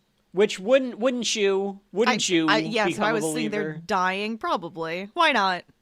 With my Who dying gives breath. a bibble? I'm dead anyways. Made my peace with God. I'm going Might to as tell well. this time traveler to save the future of the human race. Let's go. Why not? They run out of gas, and they take the car off the road. Now, they got a little bit lucky because there was a kit in the trunk of the car. with, Yes, like a little safety first kit. aid. Yeah, First and like a aid, big light. a light, flashlight, probably a blanket. You know, they're just like, okay, Not- they're ready. You gotta Now, be ready. You Rachel- gotta have your little first aid, like your little stuff in your car. Yes. Our dad has forced us to always keep a my little kit box. of stuff in the car. Extra I have shoes. I have a pillow in there. I have a sleeping bag. sleeping bag. Because you never know when you're going to get stuck. You never know. know. You'll get stuck on the road. Yeah, it could be But a I big can't imagine storm. that's a high percentage of people that keep stuff in their car. Probably not. Probably not. You need to. Even a little water bottle in there, just in case. I guess they did take the car from a police station, so like a policeman's civilian car, like maybe he has that kind of stuff in there. They're ready to fine. go. Yeah. Yeah. They didn't apparently have a lot of gas, though. Well, that's what I want to know. I 'Cause don't where know the how hell far are they? away they are. Yeah. They're somewhere in California. I assume that they just got on a highway and booked. Yeah. And I'm guessing that they were going north because they were going to Big Bear to go to Mom's. Right. That's true. Potentially. We never really know where they're planning to go. If it was me, I'd be going to Mexico or Canada. Somewhere or getting on random. a fucking plane. Somewhere that has nothing Get to do on a with me. plane Yes. and get the hell out of there. It's 1984. You don't need ID to be on a plane. You don't just need get anything. on a plane. You go, here's my money, and then you walk on. That's You it. Get on a plane. That's it. But they could go anywhere. They could go anywhere that doesn't have anything to do with you. They need to avoid this man, or this robot, like grim death. Yes. Which is not far off. It's They true. need to get to. They need to go to fucking Australia. Yes. Or Japan. Some they random need to island out in the middle yes, of nowhere. make it as hard as humanly possible. But they ran out of gas, so now they have to hoof it. Make this difficult for this man. or this robot. Take your pick. Go a cybernetic. direction. It's like It Follows, he's just constantly there. It is like It Follows. It's very much like constantly living. I am a sexually transmitted disease. It is also a curse. I guess. Maybe is that why they have sex later? I'll take it transferring from you. Transferring it makes sense. Oh no! Now I have to kill him first. That is the rules. now that's what I want It Follows 2 to be. It's instead of it just being like random weird people, it's just always Arnold Schwarzenegger is following you. Yes, just always Arnold in a different outfit or like wearing a wig. Yes, different kinds of Arnolds. Now I am an old woman. Now I'm a weird teenager. They go to an underpass. I assume next to where E.T. is trying to warm up and not die. Aw, poor E.T. Now he has to deal with Terminator? Yeah. They're just like, what is that? And Reese is like, just ignore it. We have too much on our mind right now. We can't deal with that. Yeah, don't worry about it. If it wasn't John Connor that was going to save humanity, it was going to be E.T., so I had to kill him. So he needed to be terminated. Oh my god. I found him in the woods. She asked for his first name. We learned that it is Kyle. So he has 2 first names, which was driving me kind of nuts because I went, wait, which one's your first name? I don't like these people with 2 first names. He tries to warm her up, if you know what I mean. Yeah, he could have probably just given her his jacket, but, He's got to stay warm, too. Rachel. I guess. I don't know. He lives in a wasteland. He's probably used to having to deal with it. She asks him what time travel is like. He assumes it's like being born. What a weird... what a weird analogy. That is a weird thing. He's been shot, and he's like, it's fine. It's just a flesh bleeding wound. Out. She is constantly asking Reese to tell her a story. Yes. So I guess just to distract her. And here's himself, the thing. maybe? But I think it's to distract both of them. Yeah, or calm both of them down, or for like her to calm down. The other running bit about this, or I don't know if it's a bit, but like he's always like, What do you want? What do you want me to talk about? In his time, his mind, it's like it's just war. Like I don't have stories. Yeah, exactly. Like this is like what I was talking about before, where he has like no sense of how civilization is like normally. So it's just constant war, constant sadness, and awful. I disagree with that premise because I think that in a future state like this, there would be designated storytellers. Oh, there would would be people that they go around the fucking burning trash bin telling stories, telling legends of John and stories. Connor, and absolutely, that would be a job in this future dystopia. I agree. They would just wander about and tell stories, and I think that is like a perfect thing to think about. Like he could just tell the legends that he knows. Like, well, I know the legends of you, but I feel like I shouldn't tell you your future type of thing. But like I could tell you, and that would be kind of things. Funny if he like told a legend that's like from the 80s, but they get it all wrong because they've like turned it and stuff. That'd be like kind of funny. Well, I didn't see the movie The Terminator, but I once listened to a podcast about it, and I think I got the gist. But he tells her about John. He'd die for John. He gets very, he's a weirdo. Reese is a weirdo. He is a weirdo. He kind of creeps me out. He creeps me out. Especially in these next couple parts. He creeps me out. This is like when you're supposed to. This is supposed to be not like the romance. I don't know. Not for me. Not for me. Ask him why he volunteered to like come here. Right. And he said it was a chance to meet the legend, Sarah Connor. Yeah, this is who like taught John how to fight and organized and was hiding before the war. So she was in hiding before. Before, right? He's obsessive. He's very obsessive. He's like obsessive stalker. Okay, but I think he went to the past just so not he could his, get to her. Okay, but it's partly. It's probably John's fault, Rachel. But it's also John's fault. John's he's fault. like, I gotta get this man to have sex with my mom. Obsessed with my mom in the past. Yeah, I need him to be obsessed with her, and he does it. So you know, he was just showing her that picture, like, look at this, pretty good looking, huh? She's hot, isn't she? Yeah, I know. Like that. She's pretty badass. Constantly. Let me tell you some stories. Yeah, he was definitely like making her seem more warrior-like than she probably was, and then forced her into being a warrior-like person. Yeah. It's very circular type of Yeah, thing it's, happening. He kind of it's- created her in that sense then. The way that he describes her is basically what she becomes in Terminator 2. That is the Yes, arc 100%. that he says that she is, and then because she's like, I am not the mother of the future. Like, this doesn't make any sense. I'm not tough. I can't even balance a checkbook. I wanted him to be like, Nobody can balance what the a hell's checkbook. a checkbook? Yeah, like, what does that even mean? This whole little act here is necessary, but it could be a little bit less expository, and I don't know how. You could have done a little more show not tell. Like, they could have done a little bit more scenes in the future to maybe get that across. Like, I guess you can't, because the twist is that Reese is John Connor's father. Right. So you want to keep that secret until the last scene. Spoiler alert. Still think you could have done some of this without having to, like, do the whole thing. John gave Reese a message to give to Sarah, which basically Weird boiled down message, to but okay. survive. Weird message. You'd think he'd have like something nice in there to say or like something uplifting. Nothing. It's just survive. Like, that's all it is. Yeah. She gives her first field dressing, and Reese tells her to sleep before the morning. Now, I would think that Reese would also need to sleep, but apparently he does not. She asks for a story again. And he's like, I don't know what you want. It's Jim Bob tells all the stories. I fight. I am just a soldier in John Connor army. Right. We get all of our stories from Reverend Bo. That's it. We don't have anything else to say. We believe in Reverend Bo. Yeah. Raise up for John Connor. That's like all Reverend Bo talks about. The mother, Sarah.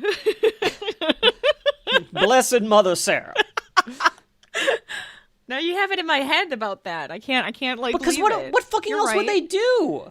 If they're not fighting and they're not planning on what to fight, I they're guess it would be telling stories. it would be the only way to keep up morale. It's the only way to keep people from going insane. So I think that he's kind of stupid. That's the only I'm pretty conclusion sure I can he's come stupid. to, is that He's Reese is just kind of dumb. stupid and creepy. Yeah. He's a fine soldier, John's but like, he's kind of stupid. My father's an idiot, but you know what? You gotta do what you gotta do. It's like Fry finding out his grandfather. It is just like, God damn it. Like, Yeah. now I have to get, it's the same Great. idea. Maybe he was also grown for John to have a father of some sort. He's like, you know what? I don't see my dad anytime soon. I'm growing it. I'm gonna make him grows myself and then just send him to the past. I made my own father. We go to the underground, to the human camp, and we see how they live, which is like underground dwellings. They're all wandering around, like moaning and shit. Yeah, they're coughing. There's dogs. There's I don't know how. dogs. Again, what are you bothering for? What is the purpose of living like this? It's like I said. I think it's just the human nature to try to Yeah, survive. it's just instinct, I guess. Instinct. Yeah. There's a couple of people huddled around a TV that's just on fire. That one was it's a kind of fire. funny.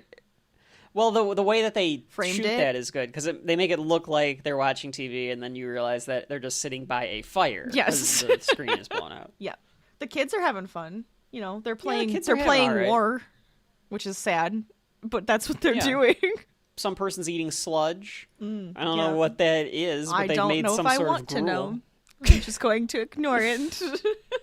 One guy does catch a rat to eat. So maybe they're making So. stuff out of rats. Yeah, Whatever's rat alive. stew and stuff. Yeah. At this point, 40 years after the nuclear holocaust, you'll be lucky to get rat stew. I guess it would That's be the way I feel about similar to like Fallout, you know, the game Fallout.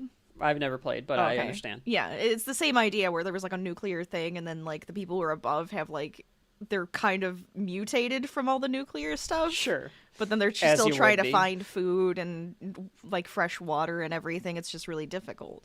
There's dogs there that can smell the Terminators, so they keep these German Shepherds around. But I think any dog can really do it, but they have German Shepherds because they're, they feel more like a war dog. Yeah, it feels And they about right. can sniff them out. They have very strong jaws, so if they have to grab something, they could do that. He's looking at a picture of Sarah. Of Sarah. Yes. You know that John gave him that picture. Like, Yes. just, just look do at what it. you gotta do. This is do what you gotta do. inspiration. This is Do what you gotta do. enjoy. Ew. You just have fun with this. Ew. This is yours. the dogs start going nuts, and there's a Terminator that's in the underground, and it starts blasting away. I would think that this would mean that they'd have to leave this camp entirely because they the know about him Terminator now. has found it. Yeah. Like, I don't know. I don't agree. know I think it how is. well a Terminator can transmit information back to Skynet, but I assume this means like we have to abandon this place because they brought a Terminator back with them. Yeah. I would imagine this is now it's an abandoned area for a while at least, and then they can come back, but... How fucking dumb are the people that brought the Terminator back, though? That's my I question. guess that's the point. Because we've seen how... Right? That's the point, is that now they look like humans. But you're not, like, giving them some sort of Turing test before you bring them back into the underground? I would hope, but maybe they don't... I don't know. I don't know. I agree. I think a Turing test would have to be necessary. You're gonna have to ask a bunch of questions. Nice night for a walk, huh? Nice night for a walk. Yeah, like that's literally how they're talking to you. I don't think this one's human.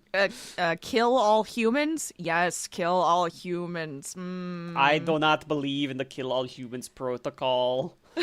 I am also human. Humans? Like he just goes, humans? Yes, human. Again, that's how you're doing that from the South Park episode that makes fun of the Terminator. Maybe. Where the guy comes back from the future to stop Cartman's Trapper Keeper from taking over humanity. Yes. I love that episode. One day we'll get there. This great shot of the Terminator. You see his red eyes in the darkness, in the shadow. Yeah. Oh, that's fucking like that cool. part. Yeah. That's a good frame. It's like perfect. Creepy shot of just like what this monster looks like if it doesn't just look like Arnold Schwarzenegger. Mm-hmm. The Terminator that attacks them does not look like Arnold. It's a different model. Yeah, it's a different face. So do you think that must be the one right before they made Arnold? Model 100. Yeah. I do not care for that one. It looks too much like Hollywood actor Sylvester Stallone. That's what I was thinking. Nobody understood who he was, though, because they all never got to watch the movies. Skynet thought that it would be funny if all of the Terminators looked like famous actors from the 80s. But you don't think there's any female Terminators? I feel like that's an easy one to like infiltrate. Yes, fembots. I think so. Think about too. it. Yeah, it is a fembot. We have to beware of the fembot. Well, the first female Terminator we got is in T3. Oh, that's true. I forgot about that. Yeah.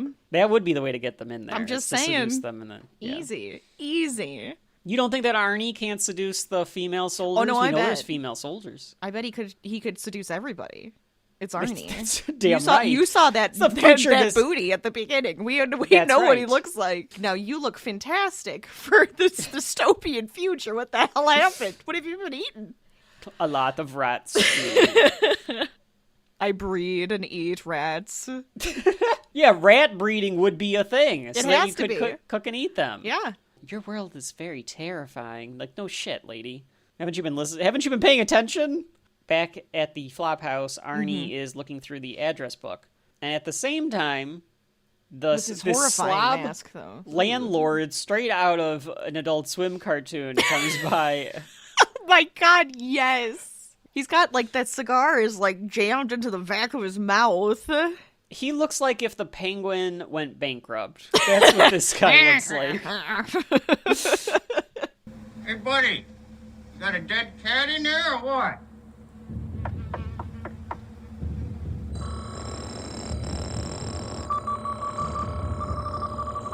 Fuck you, asshole. I'm So, like, love that you learned pointed that phrase. out. That's great. That's actually a really good comeback. I did not notice that at all. This was the first time I caught it. It was more or less going through the notes and being like, oh, that's why he says that. Yeah. Question.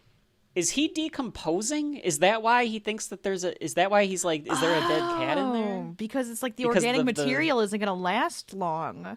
Because it was melting and stuff because I bet. and he ripped open the arm it's all and the infected. eyeball. Yeah. He's got like gangrene going on. So is that part of why the guy is like, you stink? It stinks like a dead maybe somebody like cat? reported it because they smelled it.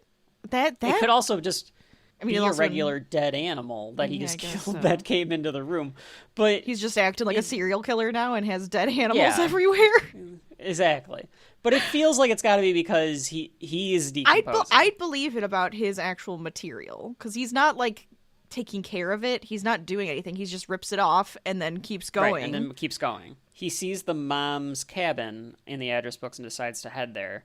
Does not even bother concealing the gun. He just walks out with this, like, fucking Uzi. Just straight up and down. That's normal. Yeah, that's fine. I like the one guy's just like, God damn. As he, like, walks past him, I'm like, yeah, I would probably have the same response, honestly. Reese apparently stole a bunch of money because she's like, let's get a hotel room, because I guess they've been walking all day. Yeah. There's this deleted scene I did not like, and I don't remember much about it because I just didn't like it, so I didn't note it down. But there's a weird deleted scene where she has, like, an existential crisis about all of this. They're just, like, walking through the woods. Yeah. And she's like, I can't handle this. We have to go to the police, or we have to go to the press. And so she, like, runs away, and he, like, catches her and, like, tackles her to the ground. And she's like, fuck you, and I'm scared, and all this stuff. And then he's like, I'm scared. I can't go back home. She wants to fight the Terminator. Yeah. And he's like, no, we just have to keep He wants to run running. away, and she wants to fight. Which sounds about right for Sarah Connor. So they kind of come to the conclusion to fight the Terminator at the end of this deleted scene, in a way. I don't know if I like the sound of that one. Like, I don't think it's necessary. You get it from the actions that she takes in the movie. Right. So I did not care for that deleted scene. Yeah, I don't like it. I don't like it. I do want to know where he stole this money, though. Well, she said she doesn't want to know, so we don't get to know. But, like, where I guess he was wandering around L.A. all day. Like, he took it from something. Pickpocketing, maybe just stealing it from Now, did John tell him people? You're going to need to steal money? Or did he figure it out just by observing people? My guess is the observing people. Okay, there's a currency of some sort. I need to get this. There's a currency that's not rats. We need to get this paper. He tried to give somebody a rat for something. He just handed someone a dead rat and was like, can I get that shirt? They get a room to just take a break. Oh, yeah. And she's like, I just want to shower. That's fair. And he's like, I never take a shower. Supplies. I've never taken a shower. What's a shower? Yes. I would let this man take a shower. You know he really fucking would. reeks. Oh, my This God. man stinks. He has to. Like he has shit. To. I don't know how Sarah Connor could find this man attractive. He is a 30-year-old man that has never taken a shower. Yeah, no, thank you. Ever. I'm okay, thank you. Probably sponge bath, you know? That's one of those things that you, like, never get in like, any period piece or, like, anything like this, or, like, when you think about it enough, and it's like, these people have to smell. Everybody must smell. And or everyone is either blind or deaf, because no one's got fucking contact lenses and That's glasses. Also a very good point. Yeah. I guess the people that would survive in that type of environment would be the ones with perfect eyesight, because otherwise they'd be dead pretty soon. So I guess I could give them that. Like the leftovers that are still alive are probably in good health. There was time now, though. Oh no, the machines are trying to find me. That's your storyteller. Ooh, that's the Right storyteller. there. That him. Mr. Bemis, Yep. telling They keep everybody him stories. alive. They forcefully keep him alive Let just to me tell tell stories. you the story of David Copperfield. They force him alive. The machines are having him tell stories. Oh, now the machines have him. They're like, yeah, you can tell his stories. We're bored. We would like you to tell us a story, please. Our favorite story is Green Eggs and Ham by Dr. Seuss. I thought you were going to say, like, Iron Giant or something, and you went with Green Eggs and Ham. The ridiculousness of the humans making their eggs green. It is very humorous to us. Okay, so he's like, I'm going to go get supplies. Yes. And he gives Sarah a gun. Like, she knows what she's going to do. Oh, you point This is it? actually... You pull the trigger. You point it. You point it. Okay, but... And I'm taking this directly from Red Letter Media, because they pointed this out. Go for it.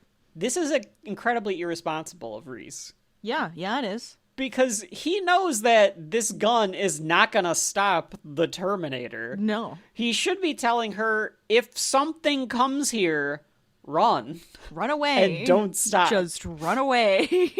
telling her to like stop and shoot is gonna get her killed. Well, I mean, yeah. I don't even know what to say because it's like you're right. The little pistol's not gonna do anything, and if she's already at this thought process of wanting to fight, I guess he's giving her a means to do it because he's like, well, I want you to run, but I know you're not going to. I don't know. Absolutely awesome. Mm-hmm. So she must take a shower. Well, yeah, because she's sitting there in a towel.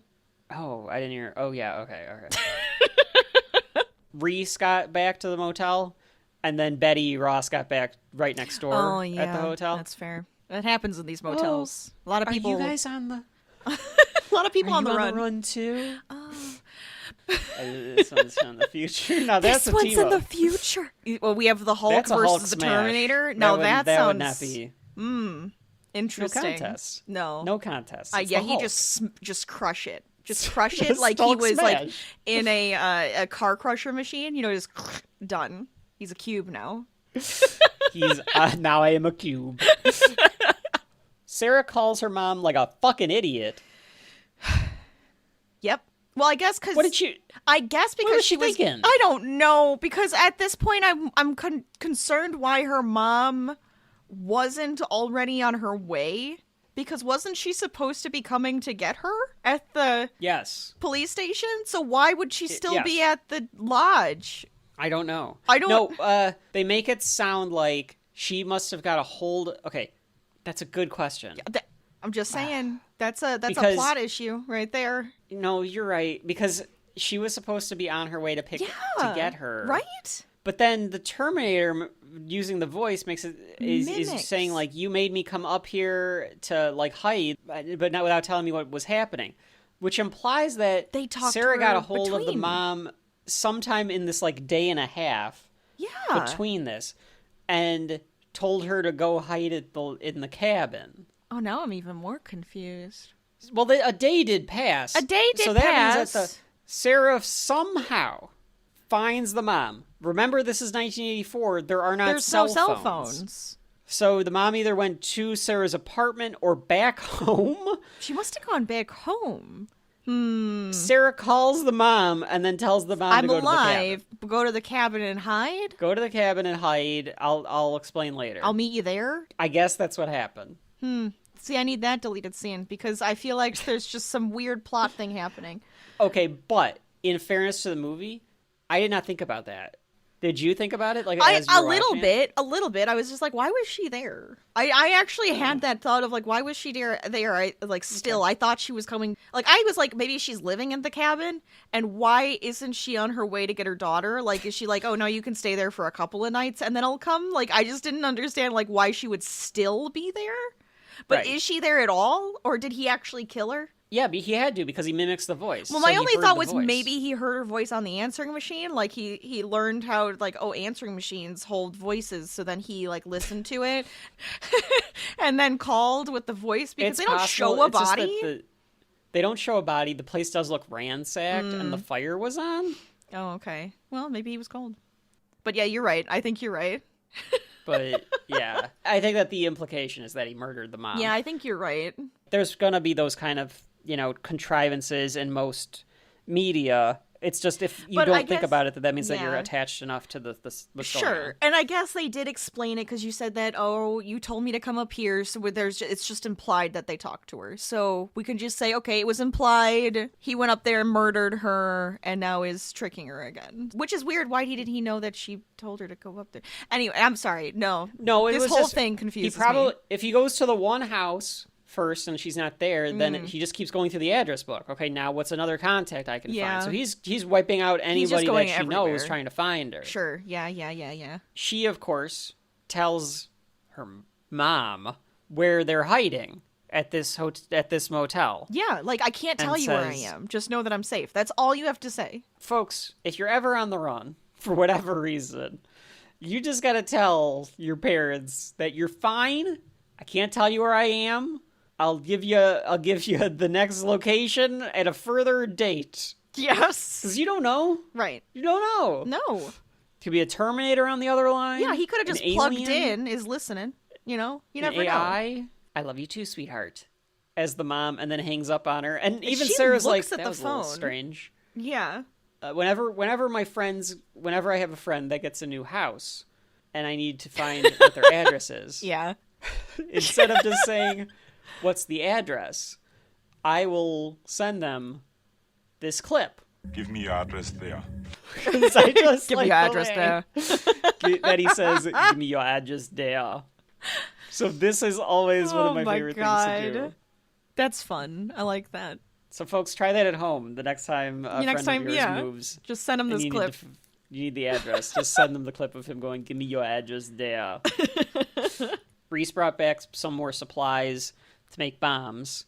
They're also going through all of the different items that can be tracked, at least next door. That would be good. So Betty and Reese cross paths going back to the motel, and they bump into each other, and they knock over each other's bags. Oh my god, they got each other's bags. bags. And then Reese picks up Betty's bag, and Betty picks up Reese's bag. So and then they're like, "Oh, sorry." And then they go into their perfect, and he's like, "Giant purple stretchy pants. That's not what I want." She's like, "Ammonia?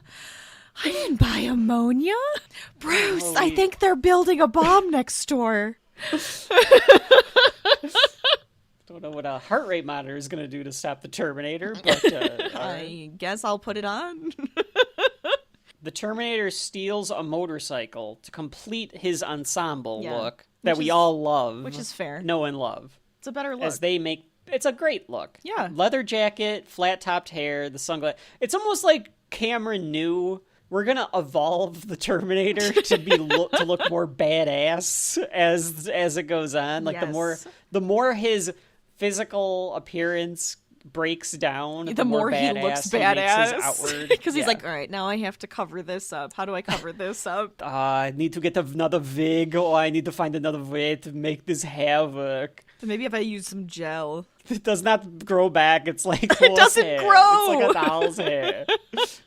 I need to get some hair plugs. Unfortunately, it's 1984. They do not look good. It's nighttime again. You know, it's a horror movie. It's a spooky movie. Right. So everything is done dark in and darkness. Like glowy and ominous all the time. I assume they got some dinner, which would have been interesting, because what are you feeding Kyle Reese? This man has eaten nothing but rat stew and sludge. It wouldn't work for him. Just some soup, you know. He's going to shit his pants no matter what you feed him. There's a bathroom. He's fine.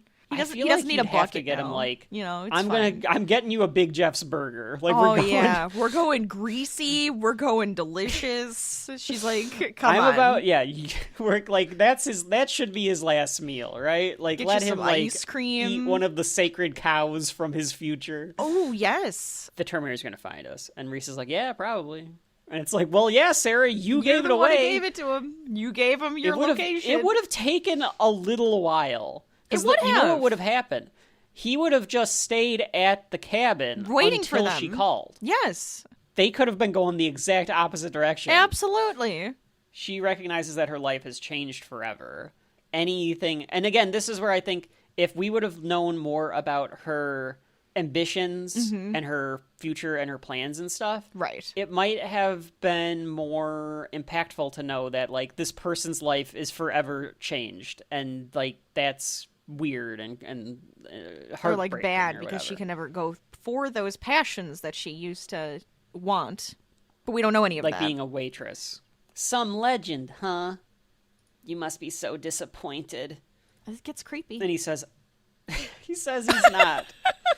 So then she shoots her shot, because I guess she finds him attractive? I guess. I feel like this is all just a trauma fuck. That's all that happens at this point. 100%. They're just stressed out. This is just to relieve some stress. It's gotta be. She asks about women in his time.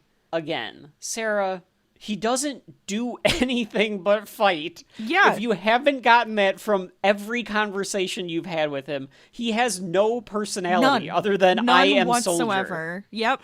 She asks if he has a girlfriend. What is that movie called with the bugs and their soldiers? Bugs Life? No. Ants? No, the one where they're fighting the alien bugs. The B movie. Oh, Starship Troopers? Starship Troopers. See, I'm thinking about this makes me think of Starship Troopers. They all have personality, and it's all about war. Yes, it is. But they all have personalities and, do other stuff.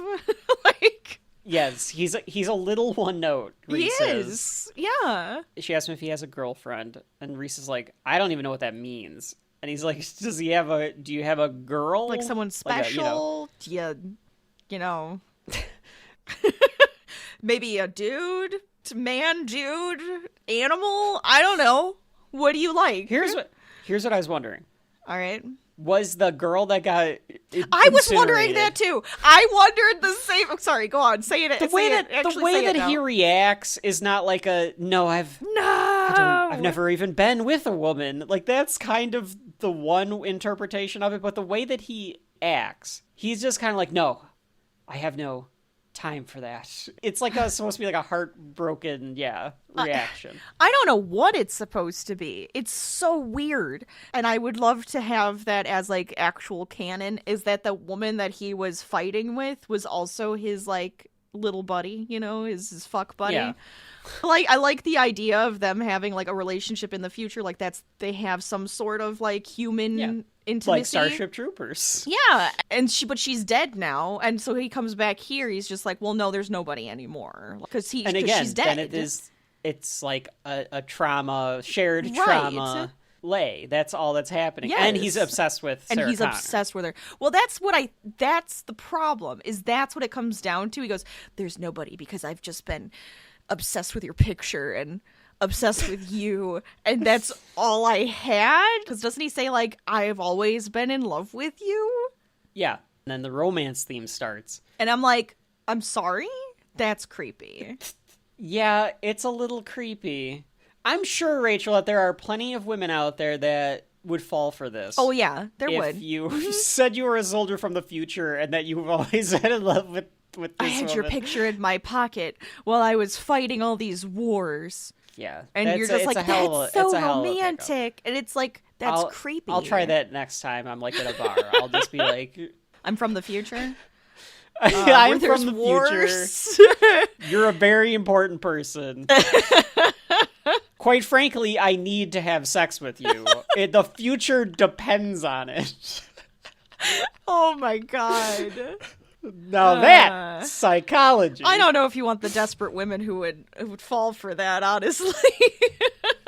No offense to anybody listening if you're like, that is the most romantic thing I've ever heard. If you have fallen for that, please let us know. How did that go? Tell us the story. Tell me a story. Was he from the future? Or her story. Yeah, it could be a girl. If a woman comes up to me and tells me I have to have sex with you for the good of humanity, good. I might be like, well, okay, if all it's right, for then. humanity, I guess we have to. Oh my god. Men are easy. Another Seinfeld reference, like when Elaine comes in, it's like, Jerry, we have to have sex to save the friendship. Oh yeah, and he's that's like, true. well, if we have to, we have to. He starts like undoing the shirt. He's like that's already how I ready. just picture it. Like, well, if we have to. God. He tells Sarah that the woman in the picture, brother and sister podcast team, by the way. So he tells Sarah, because now we have to talk about a sex scene, and we were just making fun of picking women up at a bar. Woo! I don't know. Rachel and I completely disassociate the fact that we're siblings when we do this podcast. Sometimes. Because like we would Sometimes never you have to. talk to each other like that if we didn't have the record button on. It's very odd You just how have we are to. able to do that. You just have to. Now this is a pickup line. He came across time for her, and he loves her. Yeah, that is a hell of a line. If there was like some background for her to have something, because she's just like, that's great. I don't even know you. Great. You only have looked at my picture. That's something. Wow. Okay. I need to find a bathroom so I can get out of I can climb out the window. I wrote down the line, he stuffs the bomb in the bag, and I think I meant that literally and not figuratively. Ew. Gross. All right, well. She's... so then there's a sex scene. This scene. pity, because she's just like, okay, I guess I'll have sex with you if you love me so much. Yeah, but I think she wanted it. Because, like, she you were saying, it. she shot her shot. She was just like... She shot her shot. We're bored. I want sex. Let's I'm let's just kind of like, come on, Sarah. This man is insane. He's a little weird. Whatever. It happens. I guess it happens. People hook up over less, I suppose, That's true. than thinking that you need to have sex for the good of humanity. Well, they don't know that. You know, they're in this trauma. This sex scene is something. you know? It goes for a little bit to be romantic. I mean, I always appreciate sex scenes in movies if it's done well. And I think that this one is done well. It's fine. It's one of those weird things, too, where it's like his hands are mostly on her boobs the whole time. And then all of a sudden they're like squeezing each other because it's so... And then it's on intense. her boobs. And then... and then... You see her boobs, though, at one point. Yeah. Yep. That's happening. Yeah. Do you like the keyboard or the piano version of the theme, the romantic version of the Terminator theme here? It's a full sex scene. It's the conception of John. That's what it is. That's what they should have named the song. That's what the chapter is called on the DVD. Yeah, the conception of John.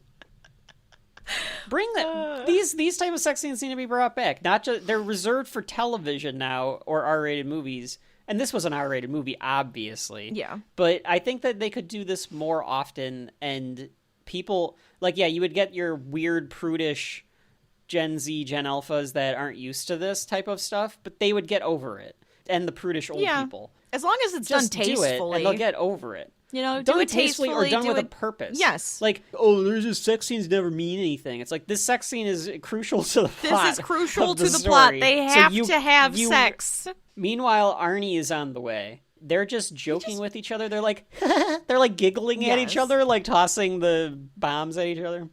Yeah, but they're like all like, hee, we had sex. Yeah, they're like, they get into this. It's like, no, you're on the run still. Yeah, Stop this. Like, you can go ahead and have like a smile. Like, a smile is fine, and then just kind of like go on with your lives. You had your annoying stress glance. relieving. What am I saying? Stress relieving roll in the hay. Now now you move on. He busts down the door and shoots. They already left though. They carjack another truck, and they bum rush Arnie, and they just like hit him, and then they take off out of there. He takes off on foot. I like the fact that Arnold kept the bullet-riddled shirt, because there's this like big bullet hole like right on his chest. He didn't bother to get a new shirt. Why would he get a new shirt? That's a fine shirt. It's just got a hole in it. No big deal. And we have officially entered the final act of the movie. There's a car chase down the highway. They have the plastique. They go through a tunnel. He throws one of the bombs back, and it blows up behind the Terminator. Yes. And then another blows up in front of him. It's a good chase scene, even if it is slightly repetitive, but they do something different with each of these chase scenes. So, like, this time there's bombs as opposed to, like, the two cars chasing. Now it's, like, the bomb on the motorcycle thing. Reese gets shot, and Arnold is catching up. And she is able to get the Terminator to skid off the road, but she flips their truck. Yes. Doing so. Like, good God.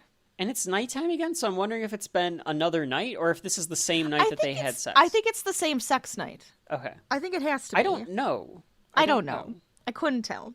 Arnie gets up and runs over to He skidded across the road, by the way. So like so now his face is all fucked up because now the skeleton is exposed. I feel like it should have been more. Like, I wanted to see like that burn, just like burn straight through to the bone. I would have loved that. I know you get that in T2. I kind of wonder if they tried to... They gave you the effect, but they weren't able to make it look super great. So they were like... Because that's the kind of thing where when you say I went as Terminator for Halloween... Yeah, you had that like metal I put face. that stuff on so it looked like metal. Yeah, it's great.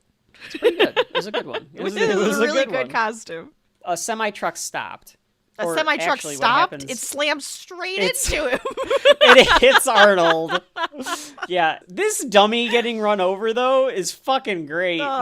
This thing just getting I love flattened good dummy by the shots. truck. Yeah, you gotta have some dummies getting hit by stuff. The truck driver had a hitchhiker, too, and the truck driver's like, stay here, as he goes to check on what they hit. Right. And I'd be like, you didn't see nothing. You saw nothing? You here? We're not reporting this. We're leaving.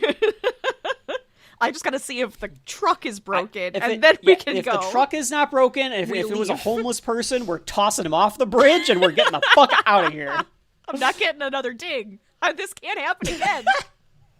Not again. Not again. Yeah, that'd be great if he said not again as he stopped the truck. Arnie takes out the truck driver, which fair, he hit you. This is where like his face now actually has the metal exposed. Yes. Because I was just surprised it wasn't exposed just from like the scraping of it on the asphalt. It would just be like gone. All the damage has been taken. The leg isn't working right. One of the legs Yes. is like broken. So now he's like has a limp. Limping. The Terminator does. He gets into the truck and he turns to the hitchhiker and he goes, Get out. Which is what the T-1000 says in the helicopter in the second movie. His vision is flashing a bit because he's damaged, but he starts the truck. Yeah, it's like glitchy, And Sarah isn't gets it? Like, yeah, it's all glitchy. Sarah gets Reese out of the truck that they were in because it's flipped upside down and he was shot, so he's literally bleeding to death. right. They move out of the way just in time because Arnold tried to run them over with the truck. Yeah, he And then- swings that tanker truck around like, good God. Yeah, Look, like I've played nobody's American Truck business. Simulator. It is difficult to drive a truck, and they don't go fast immediately. Like, No, they don't. So, folks, truck drivers at home, like Ooh. Arnie, those T800s, they apparently know how to swing a fucking truck around like nobody's Yeah. business. Because I do feel like it would have taken us some time. He'd be like, "Oh, hang on, I have to put it in reverse. Okay, oh, now wait, I have to put spin it back this into way to get it to go drive. this direction. I need to move the tire all. Oh no! Now the back of the cab. It's going the wrong way. Oh, it's The halfway off the tanker bridge. is bad. I guess we haven't mentioned that it's a tanker truck too. Yeah, it's Like, a filled with tanker gas. truck. This next image, really good, where they're running. She's carrying she has Reese is limping. Yes. And they're running. And the truck behind them is Yeah. Arnold, and is like barreling them down, and he's got like the robot half exposed face, and he's got the stoic look on.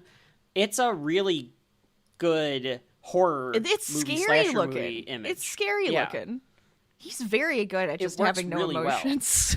He's so Yeah, great. he does very good at it, and that image is very good at making you feel like this truck is coming after him. It's very Christine-esque or Maximum Overdrive. Yeah.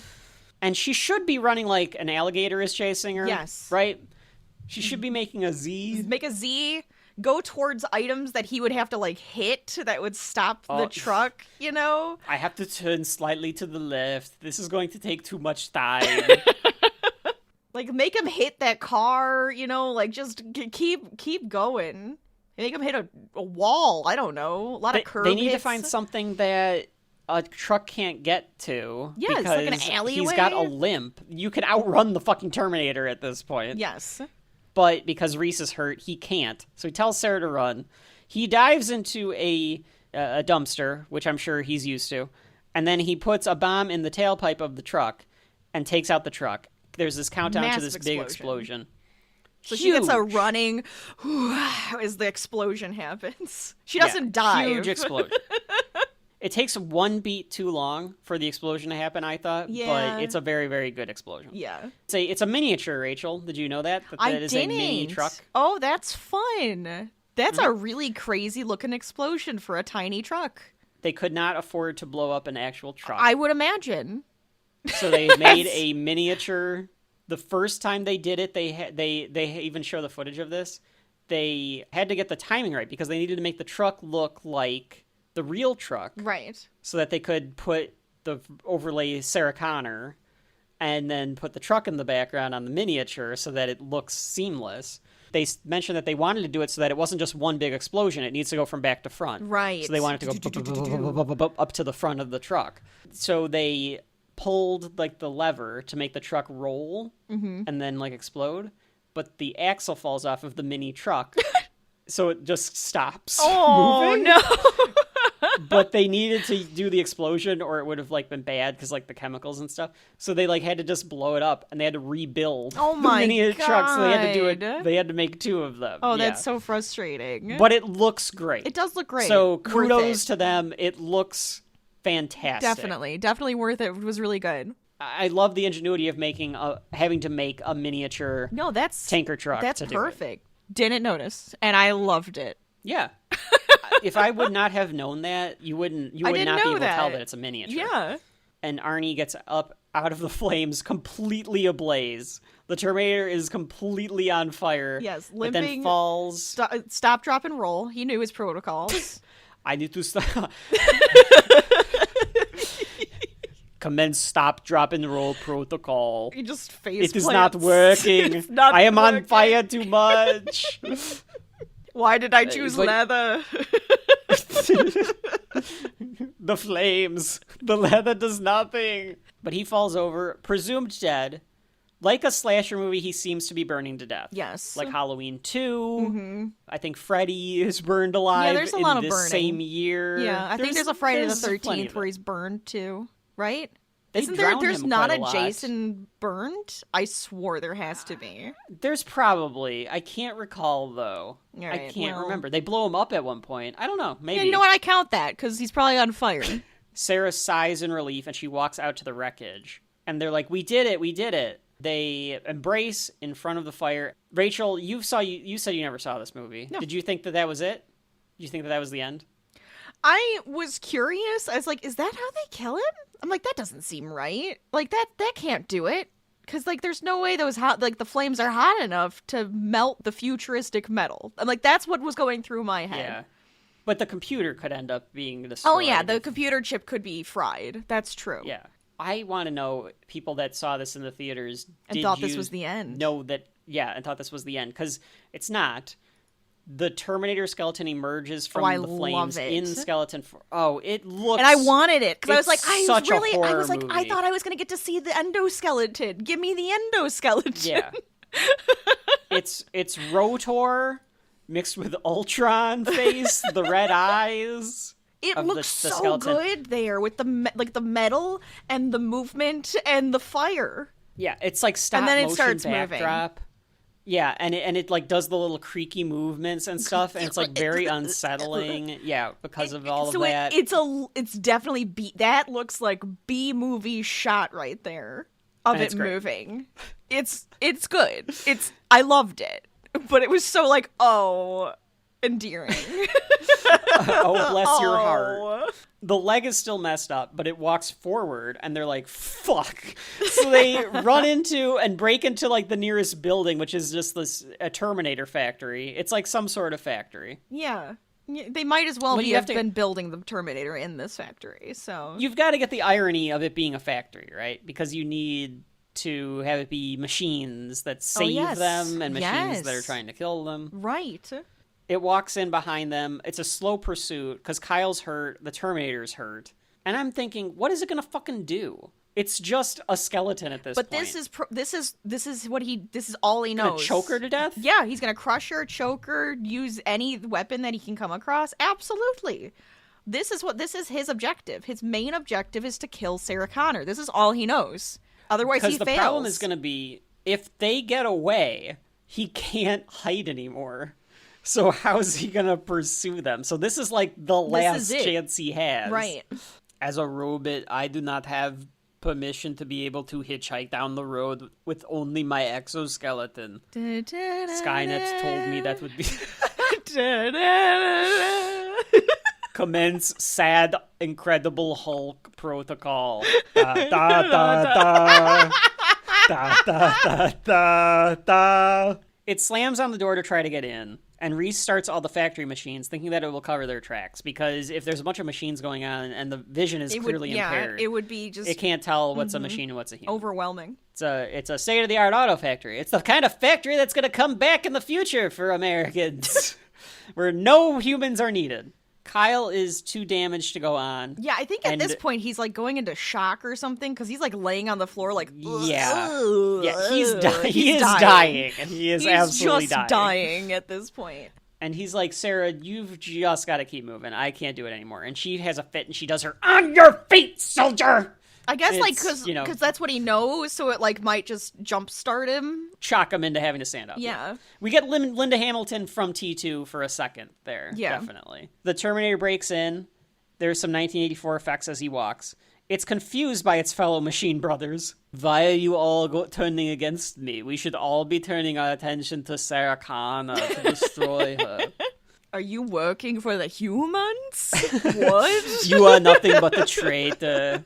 I will hang you when I am done with Sarah Connor. Reese grabs a pipe, but the Terminator has tracked them to a dead end.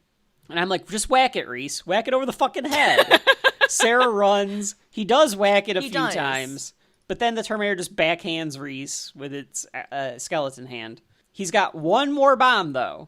and he sticks it into the exoskeleton's rib cage. And like Rotor before him or after him, it blows up the Terminator. I was also thinking because the Terminator's like, oh no. Yeah, I legitimately had the thought of Pirates of the Caribbean when they put it into the guy's stomach and then put him back into the darkness. Yeah, so and he goes, can't not grab fair, it. Yes. and then he explodes. Yeah. Yeah. Yeah. It's the same. It's the same move. It's the same move, but the Terminator got kind of dumber when it's just skeletons exposed. He's like, oh, I forgot that I can blow up. You even said his chips were probably fried. And he's like, I don't know what I'm doing. I'm just moving. Sarah ended up in some sort of conveyor belt machine, and she broke her leg. Like some shrapnel got in her leg or something. Yeah, I bet like some Terminator shrapnel went into her leg. So now she can't run. No, she's just crawling. Reese is dead. Either from the explosion or the gunshot or both. Yeah, he's out. I think he was dying anyway, so he's just like, fuck it. He was going out with like, Terminator jump scares back up. Yes. This is the jump scare. This is a legit jump scare. He does the sit up, kind of like uses some momentum and grabs. The Michael Myers sit up. Yeah, to like grab and then he Sarah. crawls because he has no bottom half anymore. This creepy puppet or whatever the fuck it is. I love it. Super creepy. This has got to be his nightmare, right? This was his nightmare. This has to be the nightmare. Yeah, exactly. Because this is horrifying. This would give me nightmares. Horrified. 100%. And it's crawling after Sarah. Because it's like, think about it. In your dreams, like when there's this skeleton creature crawling towards you, like if it was a zombie, it would be the same idea. You know, zombie or skeleton with no legs crawling after you. Horrifying. Mummy, you can understand why she went insane and became a crazy, over-militarized, radical nutbag. Her mom is dead. Her baby daddy is dead. Her best friend is dead. Her roommate is dead. We don't know what happened to the iguana. Her life is in shambles. Or Pugsley. And the Terminator is in slow pursuit. And she crawls into this, like, small press. Oh, this looks like horrifying to go under that. Because, like, what if it went off? Oh, no. Yeah, what if it just went off? No. But I guess she realizes it's not going off. Yeah, so she because gets it's not to the actually other moving, side. so she can hit the button. She traps the torso by, like, closing this, like, gate on it. Presses the on gets switch. Just boom, presses the button. She turns. The Terminator is grabbing for her. Oh yeah, he's reaching through the bars. And like or whatever, and she gets her 1980s hero line. You're terminated, fucker. You're terminated, fucker. And then that's You're terminated, fucker. It's not a very good line. No. Hasta la vista, baby is better. Yeah, that one's way better. You're terminated, fucker. I know that they had to have a line because it was 1984 and you were contractually obligated to do so. Maybe it's just the added fucker just sounded too forced. Yeah. I think it's too forced. If she just went, you're terminated, that's enough. That would have been enough for me, and I think it would have felt better. Yeah. It felt and especially because if you watch this movie in syndication, she just goes, you're terminated, and then, of course, it happens because they can't say fucker. But the way that you said it, where it's like, you're terminated. Yeah. With the emphasis on you're terminated, because you're coming after me. I'm not terminated. You are. I don't mind, obviously, swearing, but I think you're right. I think you're terminated would have been better. It just felt too forced. Sometimes it's forced, and then you're like, unnecessary. Luckily, she doesn't get electrocuted, as it crushes the Terminator for good. Oh. He is now a cube. You have 5 seconds to pick up your cube. All that's left is the arm. They're, like, the cops are saying, like, this is evidence, and then, like, this, like, guy that owns the factory or whatever is like, yeah, evidence, and then, like, pockets it. Almost like they like he's gonna make it for the future. I don't think that's in the movie. That might be. Maybe that's in like I think the it's in next the deleted one. scene. Okay, yeah. So it's a deleted scene. And that's it. Cut. Yeah. No, there's this little moment where they like find the chip, which actually might be nicer. It would be a sequel setup. It would be sequel bait for sure, because they in the second movie they talk about how they covered it up because the arm is right there. Yes, well, so his like, whole body what the is fuck right is there. this? Yeah. Well, the body's at least crushed. You could just be Sure. like, it's. But like that, what are you going to do with that arm? They take Sarah out. They body bag up Kyle. I guess this was a like luggage bag or something that James Cameron had. Oh, really? They would just zip him up in that because it's like the easiest thing because it's like we don't have money. Just do it. What the hell did she tell them? It's a good question. It's a good question because they let her go. They let her go. Yeah. So she doesn't say a man from the future and a robot tried to murder me. No, so she must have made up some story. Because I feel like if they are to do a cover-up, they did kind of a bad job of it, because you're going to want to throw this woman in the booby trap, in the booby house, or the whatever, the loony bin? You know, the loony bin. Yeah. The booby you house. Throw her away. Either a booby house or a loony bin. Booby either hatch. one. Booby hatch. That's the one. Okay. Yeah. But they don't. Or she was going to be thrown into the loony bin, and she went back to her apartment, got Pugsley and some money, and got the fuck out of there. And apparently a dog. Now she's in a Jeep in the desert. Yes. She's recording stuff for her future son on a tape recorder. Like an She's old the first school podcaster. tape recorder. It's great. Yeah, this giant fucking thing. I love it. I don't know if that ever comes back in the Terminator franchise. You feel like it should. If they did, I would Skull love Beach, it if she did. Just keep if they going did the on with Future it. War. Yeah, I would have loved if she just kept like all of these, and they found like a box of her like just tapes. It's her 13 Reasons Why box. 13 years of her just rambling on and on. Another thing, get a fucking typewriter because you can't trust computers. Mom, God. That's John Connor. Yeah, you're not wrong. That is very John Connor. She has a gun, a dog. I assume Pugsley is there with Max. Headcanon, she has Pugsley. Pugsley and Max are best friends. They hang out in the back of this Jeep. Absolutely. I don't like how she was holding the gun right on her stomach, you know, like right there. Just on her stomach while she's driving. I went, that is not safe. She's got the safety on. It's fine. I'm just saying. One wrong move. The whole that's future's the end of going to hell. Yeah. It's that, or you have to make another kid. You have to make another one. That actually wasn't John. Oh, yeah. Now everybody thought hilarious. it was John, and she's just like, yeah, don't if worry it about wasn't it. So there was Kyle, an it was accident, and actually that wasn't your dad, and he's just like, are you serious? It's just some other kid. guy. She just goes and adopts a kid and goes, you're John now, okay? You're John. Your name is John. Shut the fuck up. Shut the fuck up. They're at some gas station in Mexico. Yes. Smart ones can recognize that the photo was clearly from the journals here. Yeah. Yes. She says this, Rachel. In the few hours we had together, we loved a lifetime's worth. Mm-hmm. Mm-hmm. Mm-hmm. I disagree. I mean, look, maybe she's just trying to romanticize it for the kid. I get it. Fine. In the few hours I knew your father, my mom and dad loved each other. Seemed like Terminator. he seemed like a soldier. That's about as much as she knows. That's as much. He seemed like a soldier. soldier. He was a soldier. Yeah. Yeah. They loved each other. Love is love conquers all. Terminator. Right. Everyone's gonna love our T2 episode when it's just me doing Terminator and Eddie Furlong impressions, and Rachel's gonna be going, "Get the fuck down now!" as Linda Hamilton the entire time. This little kid comes up, takes a picture of her, tells her in Spanish that if she doesn't give him $5 for the picture, that his father's gonna beat him. It's so weird. So she gets the picture, which is very important to the lore. Yeah. And then the old man that was helping fill up the tank interprets this for Sarah because the kid says something and like points off into the horizon. He says, "There's a storm coming." And Sarah goes, "I know." And you just know that guy's just like, "All right, lady." Fucking white lady. Another weird white lady coming over here talking about bringing storms. guns into the country. Oh, God. And she drives off into the storm. Invasive species. You know that invasive species? Get her fucking iguana. Yeah, this invasive species. But now she's a changed and hardened warrior. This storm coming is nuts. This like mad painting storm thing is a crazy thunderstorm. Oh, it looks like it's gonna be a bad one. It might be a tornado. You don't know. It's gonna be a bad storm. And do tornadoes strike in Mexico? I don't know. Now that I've said it out loud, I would imagine it says covers from April to September, and it peaks in May. US, yeah, so it's very similar to the U.S. They do say tornadoes. Major ones aren't common. It's very rare. Mm-hmm. I learned something today. I learned something today. And that is the end of The Terminator. You get the credits. Da, da, da, da, da, da.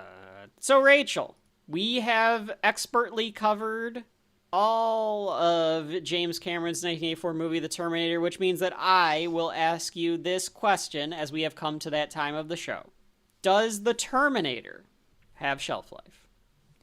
Rachel did not know what she was going to say before we started the show, so I wonder if she has come to a conclusion here. She's thinking about this, folks. I am. This is a big one. It's a big one. Well, it is to because decide. one, it's our 50th episode, so we wanted to do a big 50th subject. My apologies. The 50th subject that we have covered, major subject, I should say. Major subject. It is a fun movie. I never really thought of it as a horror movie until you were like talking about that, but it did, like, when I was watching it, I was like, oh, it feels kind of Michael Myers-esque with some of the stuff that was happening.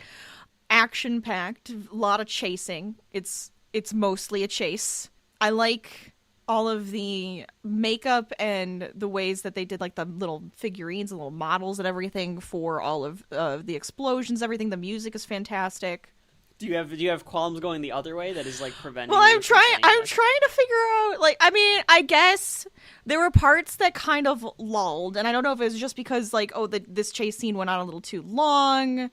Creepy Reese being creepy Reese was a little weird to me, and I was just like, can you make him a little bit more lovable? Reese. Does it age itself a little bit? Yes. But I think that's okay because of how everything is like set up with the way time works in this movie. I definitely would say it's watchable. It's definitely rewatchable. Probably not all the time. I wouldn't say it's something that you would go back to like immediately and you have to like watch it again and you could watch it like all the time. But I feel like it's something that you could go back to it and watch and enjoy the premise and all of that, the fun explosions and Arnold Schwarzenegger, because it's Arnold. I guess I gotta mention Arnie as well. We love Arnie. Love Arnie. Oh, thank you very so much. I've come on your podcast anytime. So much fun. You are so much fun, and I very much enjoy it. That would be amazing if we got such praise from Arnold Schwarzenegger. I think I would. I'm leaning on either putting it on the shelf or at least having it available. That's what I'm going towards. It's either on the shelf or readily available. Okay, so you're making it sound like you'd be like digital shelf it almost, where you want to have some sort of copy on hand. Yeah, I want to be able to watch it if I want to watch it. I want to be able to. Yeah. But I don't know if it needs to be like, I feel like it has shelf life. I want to put it on the shelf. I don't know what's pulling me away from it.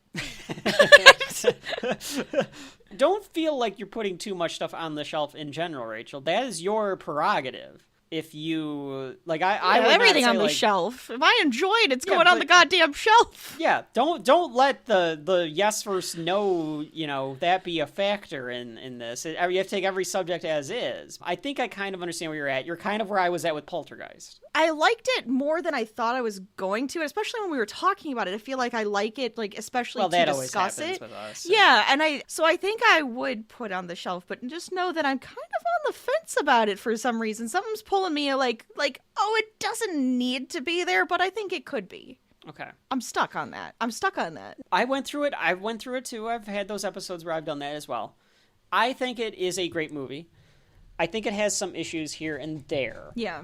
I think the pacing is pretty good. I think that sometimes the pacing can be a little off, but I think that there's little issues here and there with it. It is super rewatchable to me. This is one where you can have on in the background. You find it on TV, you just end up starting to watch it. When I bought the thing, you know what? That's true. It's definitely a TV. Like, if it's on, it's on. You just keep it on. It. Yeah. When I bought it, I was like, I better test to make sure the disc works. And I was watched 20 damn minutes of it. The other night when I watched it for the show, I was like, I'm going to watch half of it now because it's late. And I watched the whole damn thing.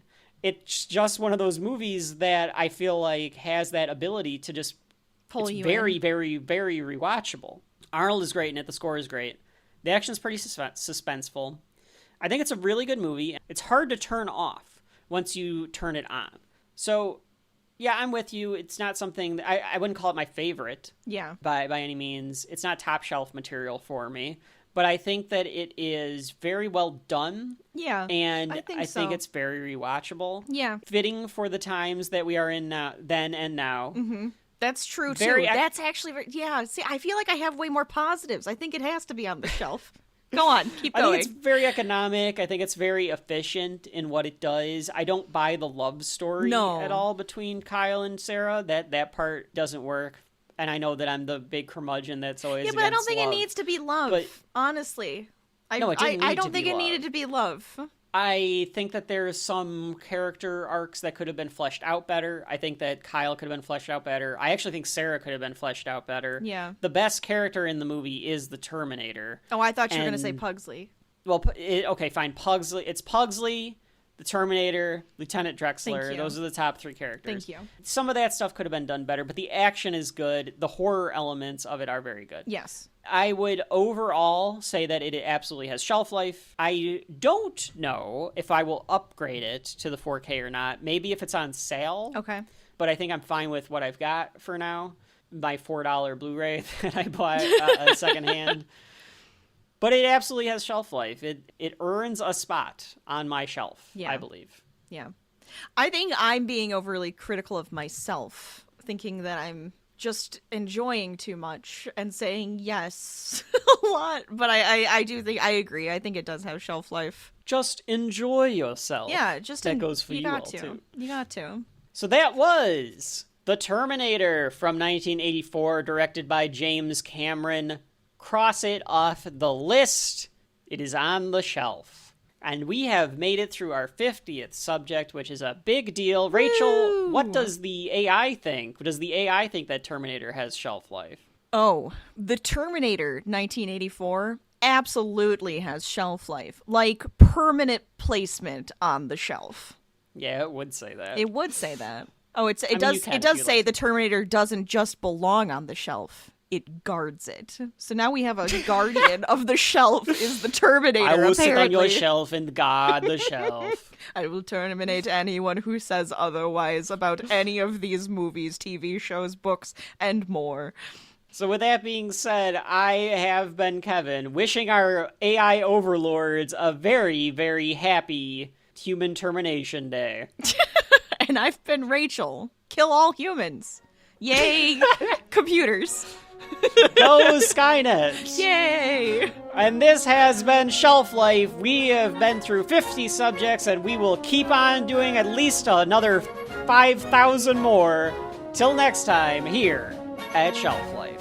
This has been so much fun. This is so great. I love all these machines here. They're so much fun. They're fun to play with.